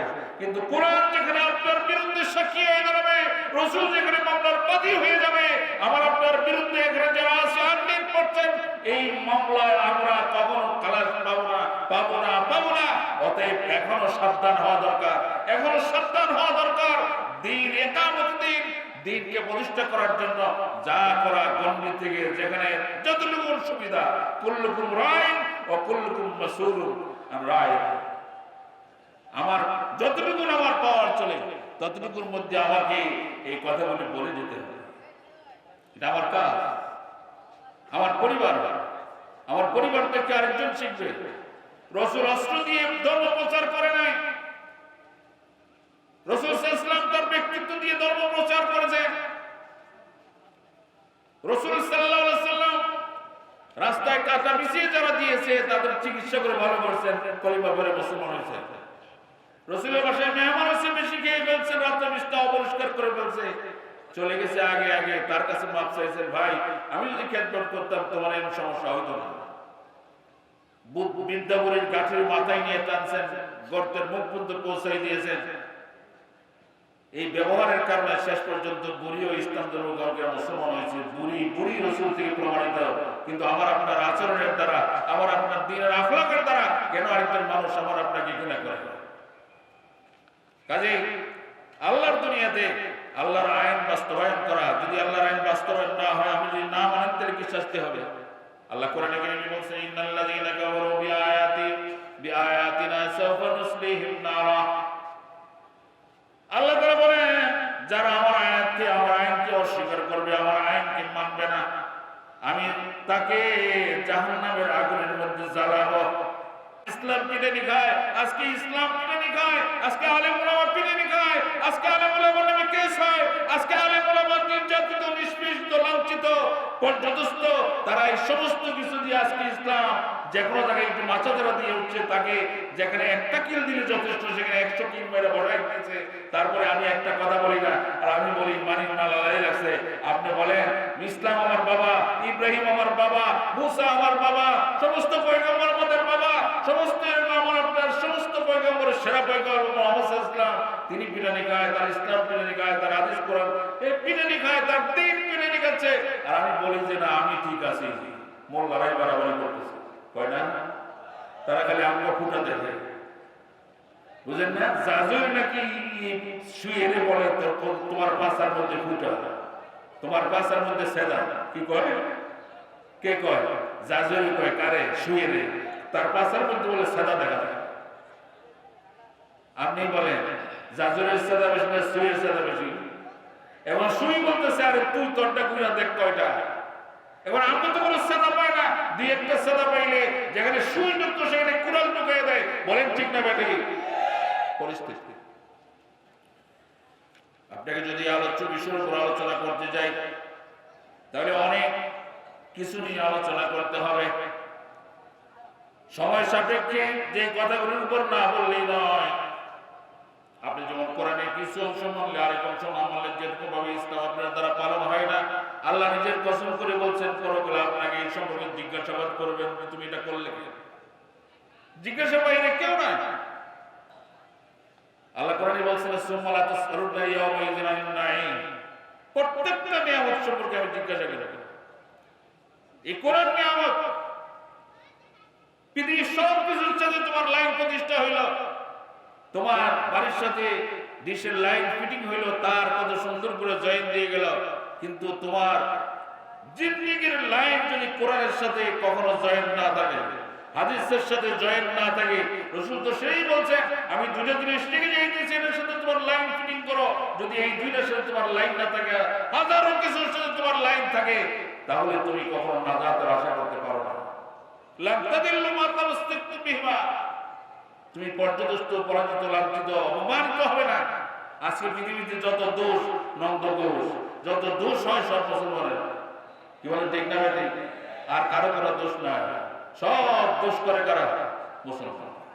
পায়ে পাড়া দিয়ে ঝগড়া লাগা। আল্লাহ রাব্বুল আলামিন কোরআনে কারীমে ইরশাদ করছেন, যেটা শুরুতে বলছিলাম, আইয়াউমা আকমালতু লাকুম দীনাকুম ওয়া আতমামতু আলাইকুম নি'মাতি ওয়া রাদিতু লাকুমুল ইসলাম দীনা। আল্লাহ বলেন, আমি আজ থেকে ইসলামকে পরিপূর্ণতা দান করলাম, দ্বীনের পরিপূর্ণতা সাধন করে দিলাম। রাসূল যখন বিদায় হজ্জের ভাষণ দিচ্ছিলেন, ১৬ লক্ষ সাহাবীর উপস্থিতিতে তিনি বলছেন, আমি যে আমার দ্বীনের পরিপূর্ণ দায়িত্ব তোমাদের কাছে পৌঁছাতে পেরেছি। সমস্ত জনগণ বলছে, হ্যাঁ আপনি পৌঁছাতে পেরেছেন। তখন বলে, তোমরা সাক্ষী থাকো, আল্লাহ রাব্বুল আলামিন তোমাদের জন্য রাদিতু লাকুমুল ইসলাম দীনা, ইসলামের কিছু বিধিবিধানের উপর আল্লাহ তোমাদের উপর সন্তুষ্টি নির্ধারণ করে দিয়েছেন। সেই বিদায় হজ্জের ভাষণে যে দুইটা জিনিসের কথা বলছেন, তার পাশাপাশি ইসলামকে তথা ইসলামিক জীবন ব্যবস্থাকে, ইসলামিক আইনকে রাসূল আকরাম সাল্লাল্লাহু আলাইহি ওয়াসাল্লামের হাদিস দিয়ে, আল্লাহর কোরআন দিয়ে আমার আপনার জন্য বাধ্যতামূলক করে দেওয়া হয়েছে। ইসলামী আইন প্রতিষ্ঠা করা ফরজ, নামাজ যেমন ফরজ, দ্বীন কায়েম করা ফরজ, রোজা যেমন ফরজ, দ্বীন কায়েম করা ফরজ। নামাজের ব্যাপারে যদি কোরআনে ৮০ বার এসে থাকে, দ্বীন কায়েমের ব্যাপারে কোরআনের মধ্যে আল্লাহর আইন ৫৫০ আয়াত দিয়ে আল্লাহ বর্ণনা করে দিয়েছে। বলে আল্লাহু আকবার বলে। কাজে আমি বলবো, আল্লাহ রাব্বুল আলামিন কোরআনে কারীমে বিভিন্ন জায়গায় ইরশাদ করেছেন, মানুষ বর্তমানে বুঝে না দ্বীন কোনটা, বেদিন কোনটা। দ্বীন যদি কায়েম হয়ে যেত, তাহলে ফরজটা ফরজের মতো হয়ে যেত। দ্বীন যদি কায়েম থাকতো, ফরজকে ফরজের গুরুত্ব বুঝতো, নফলকে নফলের গুরুত্ব বুঝতো। দ্বীন প্রতিষ্ঠিত নাই বইলা মানুষ নফলকে বেশি গুরুত্ব দিতেছে, ফরজকে গুরুত্ব দিতেছে না। কি বলেন, ঠিক না বেঠিক? এক লোক শুনছে পাগড়ি বেঁধে নামাজ পড়লে ১ রাকাতে ৪০ টাকাতের সওয়াব হয়। কি শুনছে? পাগড়ি বেঁধে নামাজ পড়লে ১ রাকাতে ৪০ টাকাতের সওয়াব হয়। এখন পর্ণের লঙ্গি খুলে পাগড়ি বেঁধে ফেলছে, ওদিক দিয়া সোনার বাংলা সব দেখা যাইতেছে। এটা কেন হইল? সে তো মনে করছে পাগড়ি বাঁধলে যদি ৪০ গুণ সওয়াব হয়, পাগড়ি বাঁধতে কিন্তু সুন্নতে মুআক্কাদা না, এটা মুস্তাহাব। এটা মুস্তাহাব। এখন সে শুনছে ১ রাকাতে ৪০ টাকাতের সওয়াব হবে, এখন তার ফরজের খবর নাই, নিচের লঙ্গি খুলে পাগড়ি বেঁধে ফেলছে। দ্বীন যদি সত্যিকারের কায়েম থাকতো, কখনো এরকম হতো না। কি বলে, ঠিক না বেঠিক? তো এরকম ভাবে শুনছে তাকবীরে উলা ধরলে ১ রাকাতে ৪০ টাকাতের সওয়াব হবে। মসজিদে গেছে, যায় দেখেছে নামাজ শুরু হয়ে গেছে, এখন তাকবীরে উলা ধরবে। সে মনে করলো, আমি যদি তাকবীরে উলার সাথে নামাজ না ধরি, তাহলে তো ১ রাকাতে ৪০ টাকাতের সওয়াব পাবো না। ওযু করতে গেলে নামাজ চলে যাবে, আবার ৪০ টাকা তো চলে গেল। অতএব এক কাজ করে আগে নামাজ পড়ে নিই, তারপরে ওযু করে নিব। কারণ আমি যদি ওযু করতে যাই, তাহলে তো আমি জামাতের তাকবীর উলা পাবো না। কি বলেন, এরকম হিসাব করে না? এরকম হিসাব করে ওযু বাদ দিয়ে আসে নামাজ পড়ে বলেছে। ওযু করা তার ফরজ ছিল। দ্বীন যদি সত্যিকারের মানুষ বুঝতো, দ্বীনের আমল যদি বুঝতে পারতো, তাহলে কখনো এরকম হতো না। এক ব্যক্তি মদ খাইতেছে, মদ খাইতে গিয়া মোস্তা উস্তা করে ধরে, তারপর মদ খাই গ্লাস দিয়া একজনে জিজ্ঞেস করতেছে, কই আপনি মদ এরকম মোস্তা উস্তা করে ধরে রাখলেন কেন? খাইতেছেন তো মদ, তাহলে মোস্তা করে ধরলেন কেন? কই যে এই জন্য ধরেছি, মোষের মধ্যে যদি মদ লাগে, তাহলে মদটা তো মাকরুহ হয়ে যাবে। আপনি বলেন, মদ খাওয়া কি হারাম না? বর্তমানে পৃথিবীতে অবস্থাটা দ্বীন কায়েম না থাকার কারণে মানুষ এখন ওই যে কইলাম কত আগে, এখন ওই যে আসল গিরে কই নকল গিরি। আমি যে আজকে আসল কথা বলতে যাই, তাহলে আপনি আমারে খারাপ বলেন, কারণ কি দ্বীন প্রতিষ্ঠা নাই। এখন সে মদ খাইতেছে, মুসুজা করে রাখছে, তার খাদেম জিজ্ঞেস করে, এরকম করলেন কেন? আরে বেটা, যদি মদ এরকম মদের মধ্যে যদি মোষ লেগে যায়, তাহলে এটা মাকরুহ হয়ে যাবে। এই জন্য আমি হারাম খাইতেছি, এরকম মাকরুহ থেকে বাঁচতেছি। কি বলেন, এরকম আছে না? নফল পড়তেছে, ফরজের খবর নাই। অনেকে দেখেন বলে আর একটু বিচার নামাজ না, এই নাই না সেই না, এটা করে সেটা করে অনেক কিছু। অথচ আপনি হিসাব করে দেখেন সে সারাদিন কমপক্ষে 10টা হারামি লিপ্ত, সারাদিন কমপক্ষে সেরকম ভাবে ফরজ কতগুলি বাদ দিতেছে, আরেকটা নফল লইয়া এই মুস্তাহাব লইয়া টানাটানি করতেছে। এটার লেগে একজন আরেকজনের সাথে রিসার্চি করতেছে, অথচ ফরজ তার মধ্যে। সমস্ত মানুষ দিন কায়েম দরকার কেন? আমি যে দিন কায়েম করব কি দরকার? করলে কি হবে, না করলে কি হবে? দিন কায়েম হলে মানুষ আমার রাসূল মডেল হয়ে যাবে, মুহাম্মদ রাসূলুল্লাহ সাল্লাল্লাহু আলাইহি ওয়াসাল্লাম মডেল হবে। আর দিন যদি কায়েম না থাকে তাহলে পিসাব খামকা এগুলি মডেল হয়ে যাবে। কি বলে? দিন যদি কায়েম থাকতো, রাসূলের সুন্নাহ কায়েম হতো, আল্লাহর ফরজিয়াত কায়েম হয়ে যেত, রাসূলের সুন্নাহ কায়েম হয়ে যেত। আর দিন কায়েম না থাকলে মাঝখান দিয়ে কিছু লোক এসে এখানে কিছু ইন করাই দিয়েছে, কই যে এটা কার থেকে পেয়েছে? রাসূল মডেল না, খাজা বাবা মডেল হয়ে গেছে, পিসাব মডেল হয়ে গেছে, খানকা মডেল হয়ে গেছে। খানকার মধ্যে কোনো বাধা দেয় না কেউ, পিসাবের উলুসে কোনো বাধা নাই, জশ্নে জলুসে কোনো বাধা নাই। কিন্তু আপনি হকের পথে যদি একটা তাফসীর মাহফিল করতে যান, হক কথাটা যদি আল্লাহর দ্বীনের আইনের কথাকে বলতে যান, যেটা রাসূল সাল্লাল্লাহু আলাইহি ওয়াসাল্লামের সাথে আবু জাহেল লাগছিল। কারণ যখন রাসূল বলছে কারো ক্ষমতা চলবে না, একমাত্র আল্লাহ রাব্বুল আলামিনের ক্ষমতা চলবে, আল্লাহর আইন চলবে, এটা বলার পরেই সমস্ত শাসকরা তার বিরোধী হয়ে গেল। কারণ হলো আপনি যদি আল্লাহর আইনের কথা বলেন, তাহলে আল্লাহর আইনের কথা বলতে গেলে চোরের তো চুরি করলে হাত কাটা লাগবে, মদের বারগুলি তো বন্ধ হয়ে যাবে, সুদী ব্যাংকগুলি তো বন্ধ হয়ে যাবে, ঘুষ খাওয়াগুলি বন্ধ হয়ে যাবে। অতএব ওই জায়গাগুলি যারা দখল করে আছে, যারা ওই জায়গাগুলিতে কামিয়ে খাচ্ছে, এরা কখনো আপনাকে আল্লাহর আইন প্রতিষ্ঠার জন্য কখনো তারা সায় দিবে না, তারা নিজেরাই সেটাকে বিরোধিতা করবে। পৃথিবীতে কি বর্তমানে চোর নাই? কি বলেন, চোর নাই? বলেন চোর আছে না নাই? কিন্তু ওই হাত কাটছে, ওই একটাও কাটছে নি, তো হাত তো একটাও কাটলো না। আপনি বলছেন চোর আছে, অথবা হাত কাটে নাই, একটা লোক খুঁজে পাওয়া যায় নাই। আজকে পৃথিবীতে কোথাও খুঁজে পাওয়া যাবে না। কোরআনের আইন কায়েম কইরা একজনের হাত কেটে দিয়েছে, খুঁজে পাওয়া যায় না। সৌদি রাজ পরিবারের মধ্যে একজনের গর্দান গেছে কয়েক বছর আগে, তাকেও ক্ষমা করা হয় নাই। কিন্তু এটা কিন্তু মিডিয়া ফলো করে দেখায় না।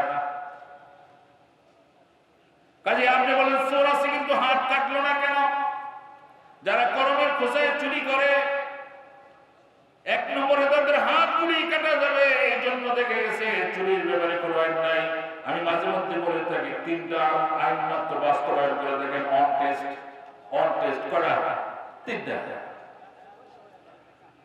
কোন র্যাব লাগবে না, কোবরা লাগবে না, অপারেশন ক্লিন হার্ট লাগবে না, কোন সোর্স লাগবে না, কিচ্ছু লাগবে না। 3টা আইন বাস্তবায়ন করুন, অন টেস্ট। 1 নম্বরে চুরি করলে হাত কেটে দেন, আল্লাহ আইন বাস্তবায়ন করেন, দেখবেন ছাদ কাটছেন একজনের, আল্লাহ রাব্বুল আলামিন কোটি কোটি মানুষ এই হাত কাটা থেকে বেঁচে যাবে, চুরি থেকে মানুষগুলি বেঁচে যাবে। বলেন ঠিক না ভাই? কাটবেন একজনের, অনেক মানুষের থেকে বেঁচে যাবে। 1 নম্বরে এই চুরির আইনে হাত কাটার আইনটা চালু করেন, অন টেস্ট, দেখেন দেশ কন্ট্রোল হয় কিনা। কিন্তু এটা আইন বাস্তবায়ন করবে যারা। আমি আপনি ওয়াজ করে নাও, আপনার কানে দিয়ে দিলাম, মানলে মানেন, না মানলে নাই। আমরা মসজিদে ওয়াজ করি, এক মসজিদে আজকে 22 বছর যাবত ইমামতি করি। প্রত্যেক শুক্রবারে ওয়াজ করলে বছরে 60টা ওয়াজ হয়,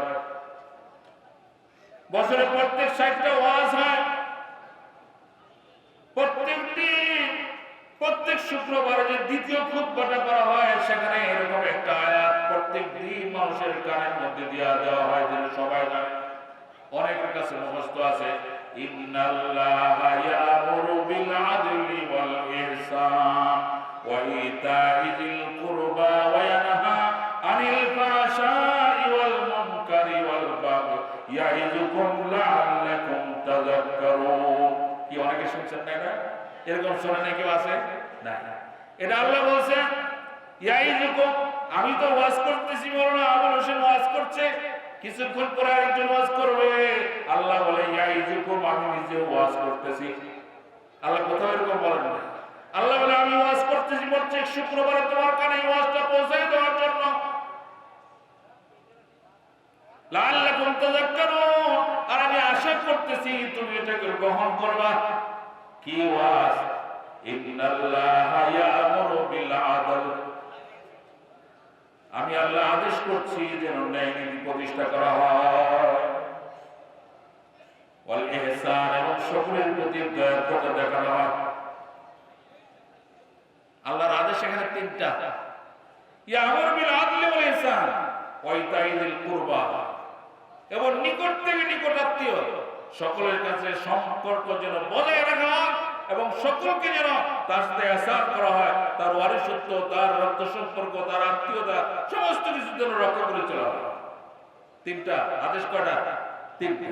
এক নম্বরে ইনসাফ প্রতিষ্ঠা করা, তারপরে দয়াদ্রতা, মানুষের মধ্যে দয়া, মায়া, মিল, মোহাম্মত, এগুলি আজকে তো বিদায় হয়ে গেছে, এটা থাকা। তারপরে হলো সম্পর্কের ক্ষেত্রে যেটা একজন আরেকজনের সাথে রক্ত থেকে ধরে আত্মীয় পর্যন্ত সমস্ত কিছু ওই তাইদিল কুরবা, তাই অধিকার করে যে তাদেরকে দেওয়া হয়। ওয়ানহা, আমি নিষেধ করতেছি আনিল ফাহশাই, ফাহশা মানে নির্লজ্জতা, বেহায়াপনা, জেনা, ব্যভিচার, বেপরদায়ী, যত কিছু আছে সমস্ত কিছুকে আমি নিষেধ করছি। ওয়াল মুনকার, সাধারণ শুধু পাপ আমি নিষেধ করছি। ওয়াল বাগী, এবং সীমা লঙ্ঘনের যত কাজ আছে আমি আল্লাহ নিষেধ করছি। আদেশ কয়টা? তিনটা। নিষেধ কয়টা? বলেন তিনটা। এই তিনটা আদেশ, তিনটা নিষেধ প্রত্যেক শুক্রবারে যারা ইমানদার মুসলিম আছে তাকে শুক্রবারে জমাতে দিয়ে বলে দেওয়া হয়, সেজন্য এর উপর আমল করে। কার ওয়াজ? এটা কার ওয়াজ বলেন? একটা সমাজকে স্থিতিশীল রাখতে, একটা সমাজকে আদর্শ সমাজ হিসেবে বজায় রাখতে একটা ইমাম সবচেয়ে বড় ভূমিকা পালন করে। কিন্তু এই ওয়াজগুলি শুধু মসজিদ থেকে ঘরের দরজা বন্ধ যায় না। ওই যে আমরা শুনি দাদার ওয়াজ শুনে আর সেই ওয়াজ কোনোদিন খালি করে দেয় নাই, ঠিক ওয়াজ মানুষ শুনে কিন্তু একটা ওয়াজও বাসায় নেয় না। এখানে কেউ আসে সুর শুনতে, কেউ আসে যুক্তিবাদের যুক্তি শুনতে, কেউ আসে ইতিহাস শুনতে। নিয়ত কারো সহি নাই।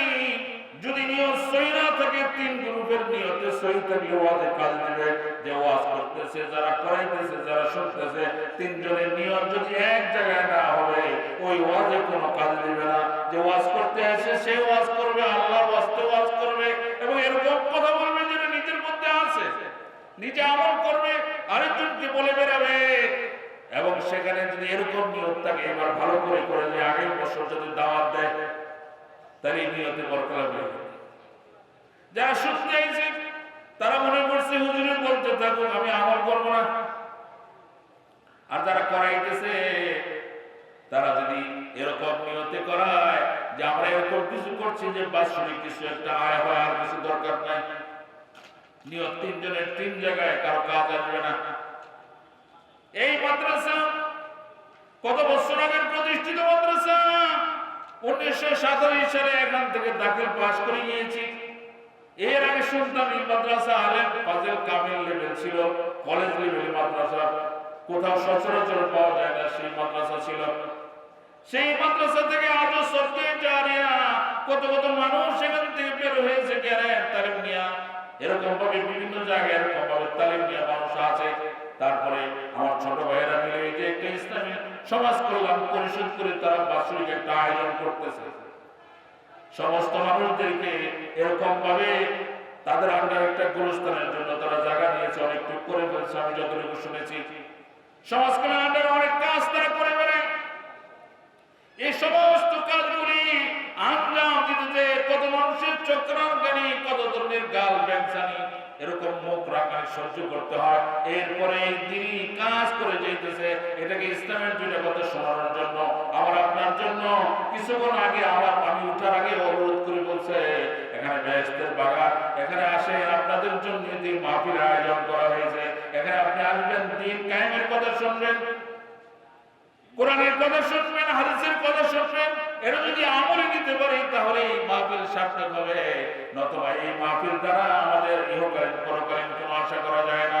তিরঙ্গরূপের যদি এক নিয়তে এক জায়গায় না হয় তাহলে সেই মাহফিল দিয়ে ওয়াজ দিয়ে কোনো কাজ হবে না। এই জন্য আবার আপনার নিয়ত থাকবে কান দিয়ে শুনবো, এটাকে যেখানে ঢুকাই নেব, তারপরে সেই অনুযায়ী বাসায় যেয়ে বলবো, আমল করার চেষ্টা করব।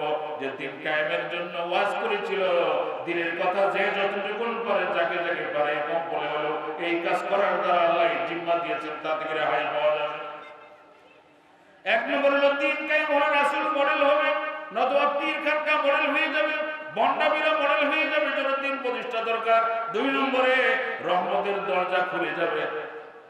দিন কায়েম হলে আল্লাহ রহমতের দরজা আল্লাহ খুলে দিবে। আল্লাহ রাব্বুল আলামিন বলেন, ওয়ালাউ আন্না আহলুল কুরআন আমানু ওয়াত্তাকাউ লাফাতাহনা আলাইহিম বারাকাতিম মিনাস সামাই ওয়াল আরদ।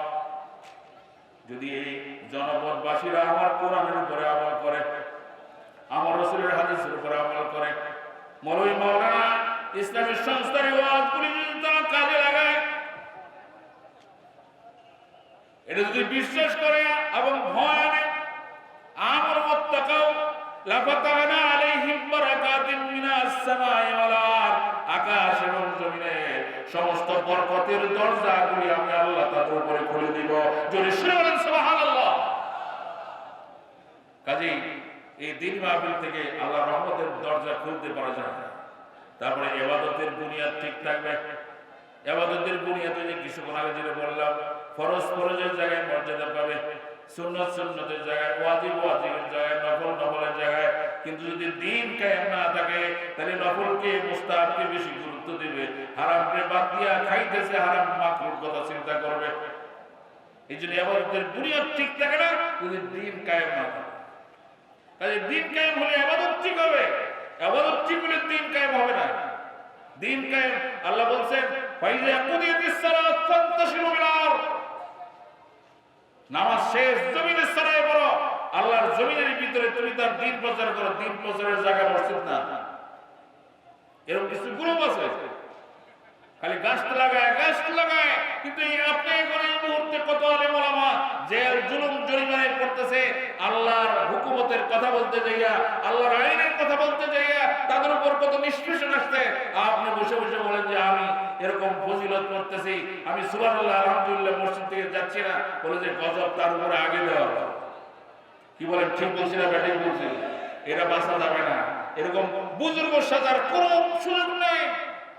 আপনি কোন একটা কোরআন বিরোধী, হাদিস বিরোধী, শরীয়ত বিরোধী আইনের ভিতরে বাহিরে এটার জন্য আপনি বিন্দুমাত্র কথা বললেন না, আপনি বলবেন যে আমি বুজুর্গ, এটার ভাবার কোনো কারণ নাই। তারপরে বলা হয়েছে নামাজ কায়েমের অর্থ যেমন বলেছিলাম, আল্লাহ রাব্বুল আলামিন তার কোরআন কারীমের মধ্যে ইরশাদ করেছেন, ওমান আরাদা আন যিকরিহি ফাইন্না লাহু মাঈশাতান দানকা ওয়া নাহশুরুহু ইয়াওমাল কিয়ামাতি আমা ক্বালা রাব্বি লিমা হাশারতানি আমা ওয়া ক্বাদ কুনতু বাসীরা ক্বালা কাযালিকা আতাতকা আয়াতুনা ফানাসীতাহা ওয়া কাযালিকাল ইয়াওমা তুনসা। দেখেন আমাদের দেশে কি হয়, রমজানের প্রথম দিয়া মসজিদের মধ্যে জায়গা পাওয়া যায় না, ঠিক না বেটি? রমজান মাসের প্রথম দিয়া যারা পাঞ্জাগানা পড়তো এরা বারান্দার গরম মাঠে জায়গা পায়, আর পাঞ্জাগানা প্রথম কাতারে পড়তো এখন জায়গা নেই। দিন যত বাড়তে থাকে মসজিদে যত কমতে থাকে, বলেন ঠিক না বেটি? বলেন। আবার সবে বরাতে সবে কদরে যে একটা চাপ মারে, আবার একটা চাপ মারে সবে কদরে যাইয়া। এটা কেন হয়েছে? এটা তো এই জন্য হয়েছে, রমজান মাস যদি অতিবাহিত হয়ে যায়, ঈদের দিন ঈদের নামাজের পরে জোহরের নামাজে মুসল্লি খুঁজে পাওয়া যায় না। কি বলেন, ঠিক না বেটি? আল্লাহ বলেন, ওমান আরাদা আন যিকরিহি, একটা মাস দাড়িতে উপোস লাগাও নাই, একটা মাস রোজা ছাড়ো নাই, নামাজও ছাড়ো নাই। ঈদের চাঁদ উঠে গেছে পরে ঘরের মধ্যে এরকম বেঞ্চু লাগাই দিছ, বিল্ডিং সহ কাঁপাইতেছ, আর সেলুন মলায় সারা রাত্রি সেলুন খুলে বসে থাকে। সারা মাস যে দাড়িতে আসে নাই, এখন ওই রমজান মাস গেছে গা, ঈদের চাঁদ উঠছে, ওই চাঁদ রাতে ওই চাঁদ রাতে জায়গা দাড়িগুলি সব চাইছে করে করা যায় যে রমজান আইছিল দিন মানছিলাম, রমজান চলে গেছে আর দিন মানা দরকার নাই। কি বলে ঠিক না বেটি?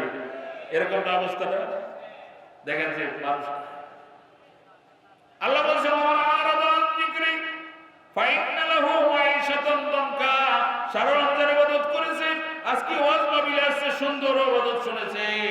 অমান আরদান জিকরিহি, আবার আগামী কালকে থেকে কয়দিন পর থেকে যারা আমার জিকির থেকে বেগে যাবে, যারা আমার শরণ থেকে বেগে যাবে, কোরআন থেকে বেগে যাবে, হাদিস থেকে বেগে যাবে, ফাইন্না লাহু মাইশাতান দনকা। মাইশাতান মানে দাম্পত্য জীবন। আল্লাহ বলেন আমি তার দাম্পত্য জীবনের মধ্যে এরকম দুঃখ কষ্ট ক্লেশ দিয়ে দিব। কি করলে? আল্লাহর দিন থেকে, আল্লাহর আইন থেকে যদি কেউ ভেঙে যায়, আল্লাহর আইনকে যদি কেউ বিদ্যাঙ্গুলি প্রদর্শন করে, এই বিদ্যাঙ্গুলি প্রদর্শন করা হইতেছে কি হইতেছে না? এখন যদি আমি বলি তাহলে আপনি গরম হয়ে যাবেন, আর গরম হয়ে গেলে আরো উপরে গরম হয়ে যাব, এর উপরে গরম হয়ে যাবে, কই না আল্লাহর আইনের বিরোধী এরকম হচ্ছে কি হচ্ছে না? হচ্ছে কি হচ্ছে না? কাজেই আল্লাহর আইনের বিরুদ্ধে আল্লাহ বলতেছেন তোমাদের উপর গজব করা, ওমান আরাদান যিকরিহি, তোমরা যদি আমার শরণ থেকে, আমার ইবাদত থেকে যদি তোমরা দূরে চলে যাও, ফাইন্নাহু মাইশাতান দনকা, আমি তোমার দাম্পত্য জীবনের মধ্যে অসুখী করে দেব, দুঃখ দেব, ক্লেশ দিব, নির্যাতন দিব, এরকম ভাবে তোমার পর্যদস্ত করব, তোমাকে শরণার্থী বানাবো, তোমাকে এরকম ভাবে ভূমিহীন বানাবো, তোমার এরকম ভাবে এরকম এই যারা রোহিঙ্গা আছে ওদেরকে কি বলে? ওদেরকে কি বলে? শরণার্থী বলে। তোমরা হয়ে যাবে যদি আমার হুকুম থেকে বেঁচে যায়। ওরা শুরু হয়ে আমার কিয়ামতে আমা, আর কিয়ামতের দিন আমি তোমার অন্ধ করে উঠাবো। তখন তুমি বলবা কাল রাব্বি লিমা হাশারতানি আমা, আল্লাহ আমার তো চোখ ছিল, আপনি কেন আমাকে অন্ধ করে উঠাইলেন? আপনি কেন আমাকে অন্ধ করলেন? তুমি যখন প্রশ্ন করবা তখন আমি বলবো قال كذلك أتتك آياتنا فنسيتها قال كذلك أتتك آياتنا মৌলভী মাওলানারা আল্লাহর দ্বীনের দায়ীরা 1,02,24,000 পয়গম্বরেরা সাহাবীরা যেই কাজ করে গেছে ওই পথের দিকে ডাকতে তাদেরকে পাওয়ার দেওয়া হয়েছে। কুনতুম খায়রা উম্মাতিন উখরিজাত লিন-নাসি তা'মুরুনা বিল মা'রুফি ওয়া তানহাউনা আনিল মুনকার, ওই কাজ করার জন্য অর্ডার দিয়ে দেওয়া হয়েছে, আর ওই অর্ডার তুমি যেন ফলো করো নাই। তোমার কাছে আমার আয়াত বলেছিল, আমার হুকুমের কথা বলেছিল, ফানাসিতাহা, তুমি এটাকে কেয়ার করো নাই, ভুলে গেছো।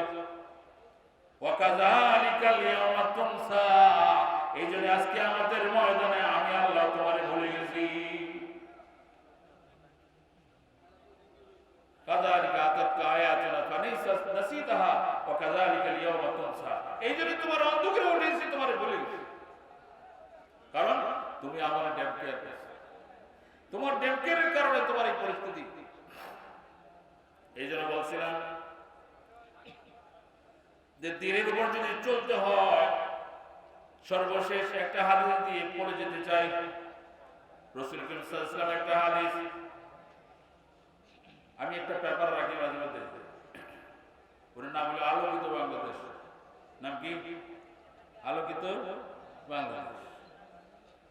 ওই পত্রিকার মধ্যে কাবা শরীফের, মদিনা শরীফের ইমামদের যে শুক্রবারে যে বয়ানগুলি থাকে বা বড় বড় সিম্পোজিয়াম ওরা যে বয়ানগুলি দেয়, এগুলি বাংলা করা থাকে।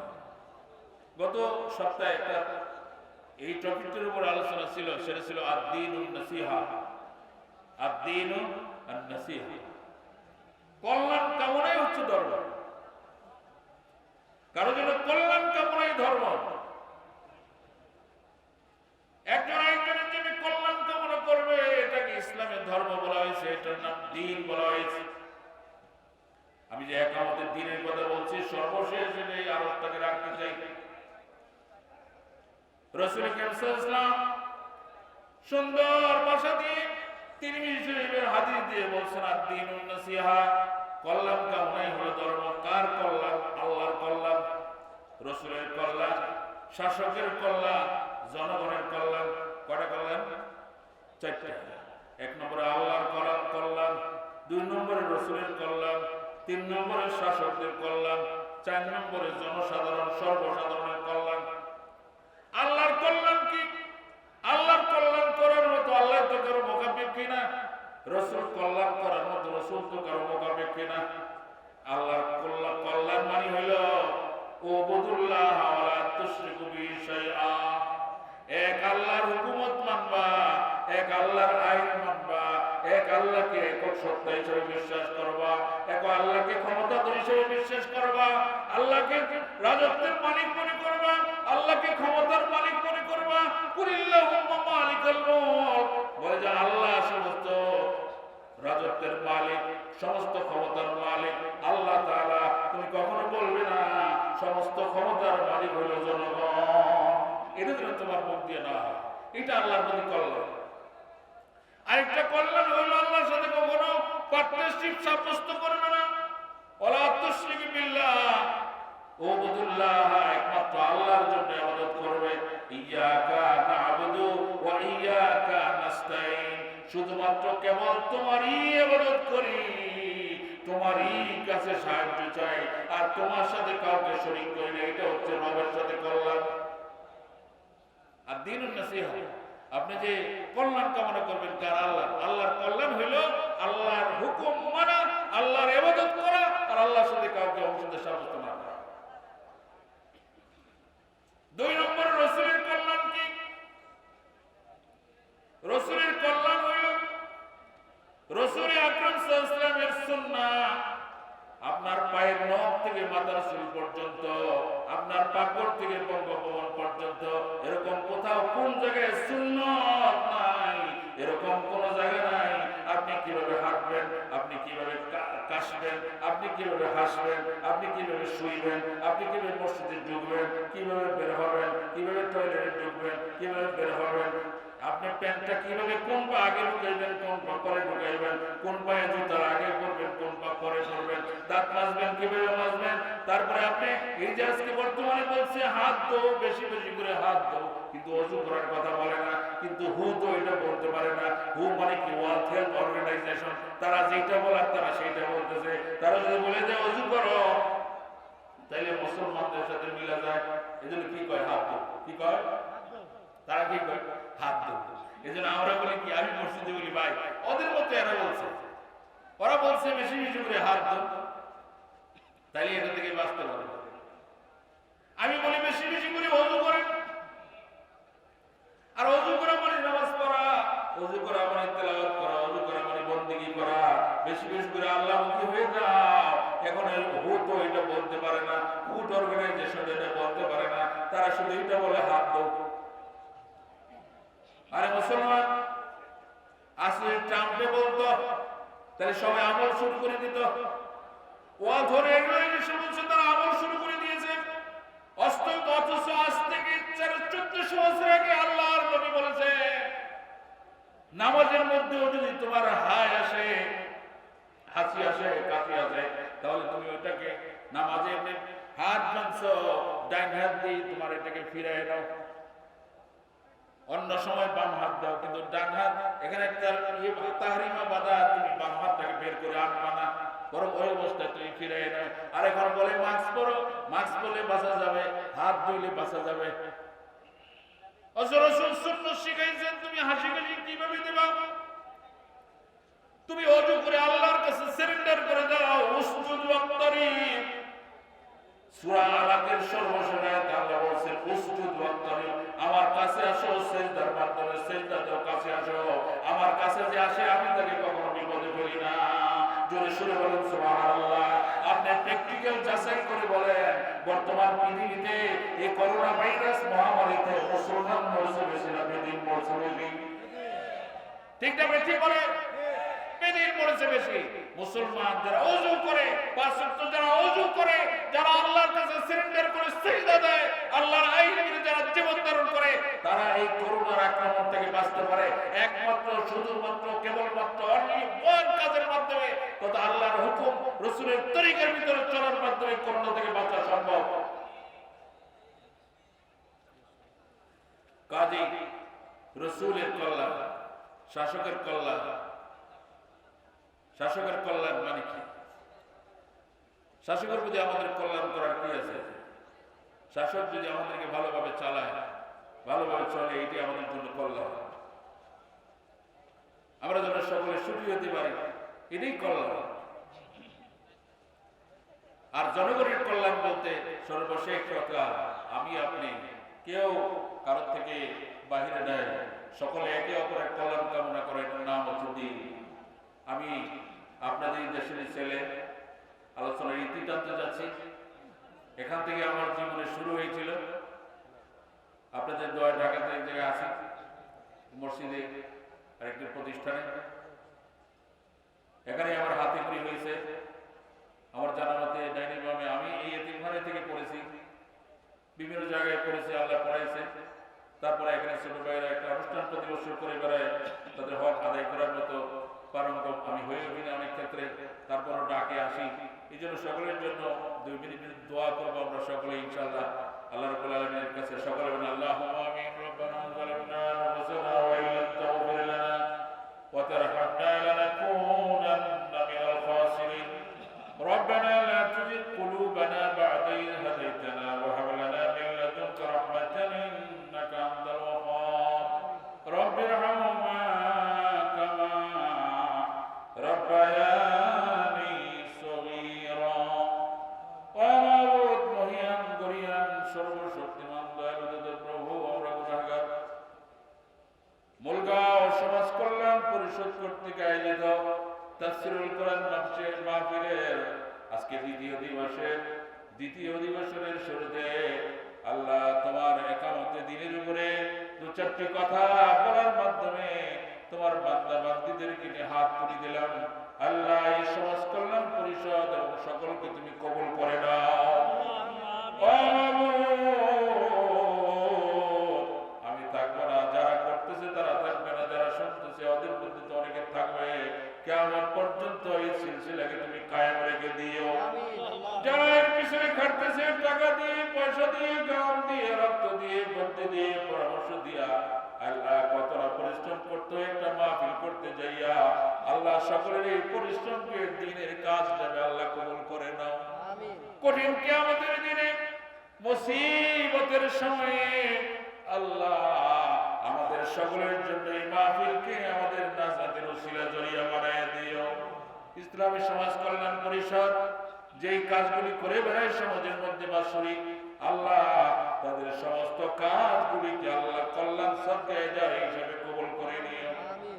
এই সংগঠন পরিচালক, সভাপতি, সেক্রেটারি, এমডিএর পর্যায়ে যেসব নেতৃবৃন্দ রয়েছেন, আল্লাহ সকলকে মিল মুহাব্বতের সাথে কাজ পরিচালনা করার তৌফিক দান করে দিও। আল্লাহ এই মাদ্রাসায় পড়ালেখা করেছি, এই মাদ্রাসার আশেপাশে কত কবর আছে, আল্লাহ সমস্ত কবরবাসীদের আযাবে কবরকে মাফ করে দাও।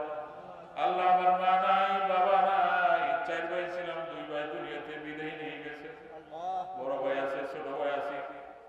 পরিবারের মধ্যে আল্লাহ 2 জন হাফেজ হয়েছে, একজন হেফজখানায় পড়ছে, আল্লাহ আলেম ওলামা আছে, এলাকাবাসী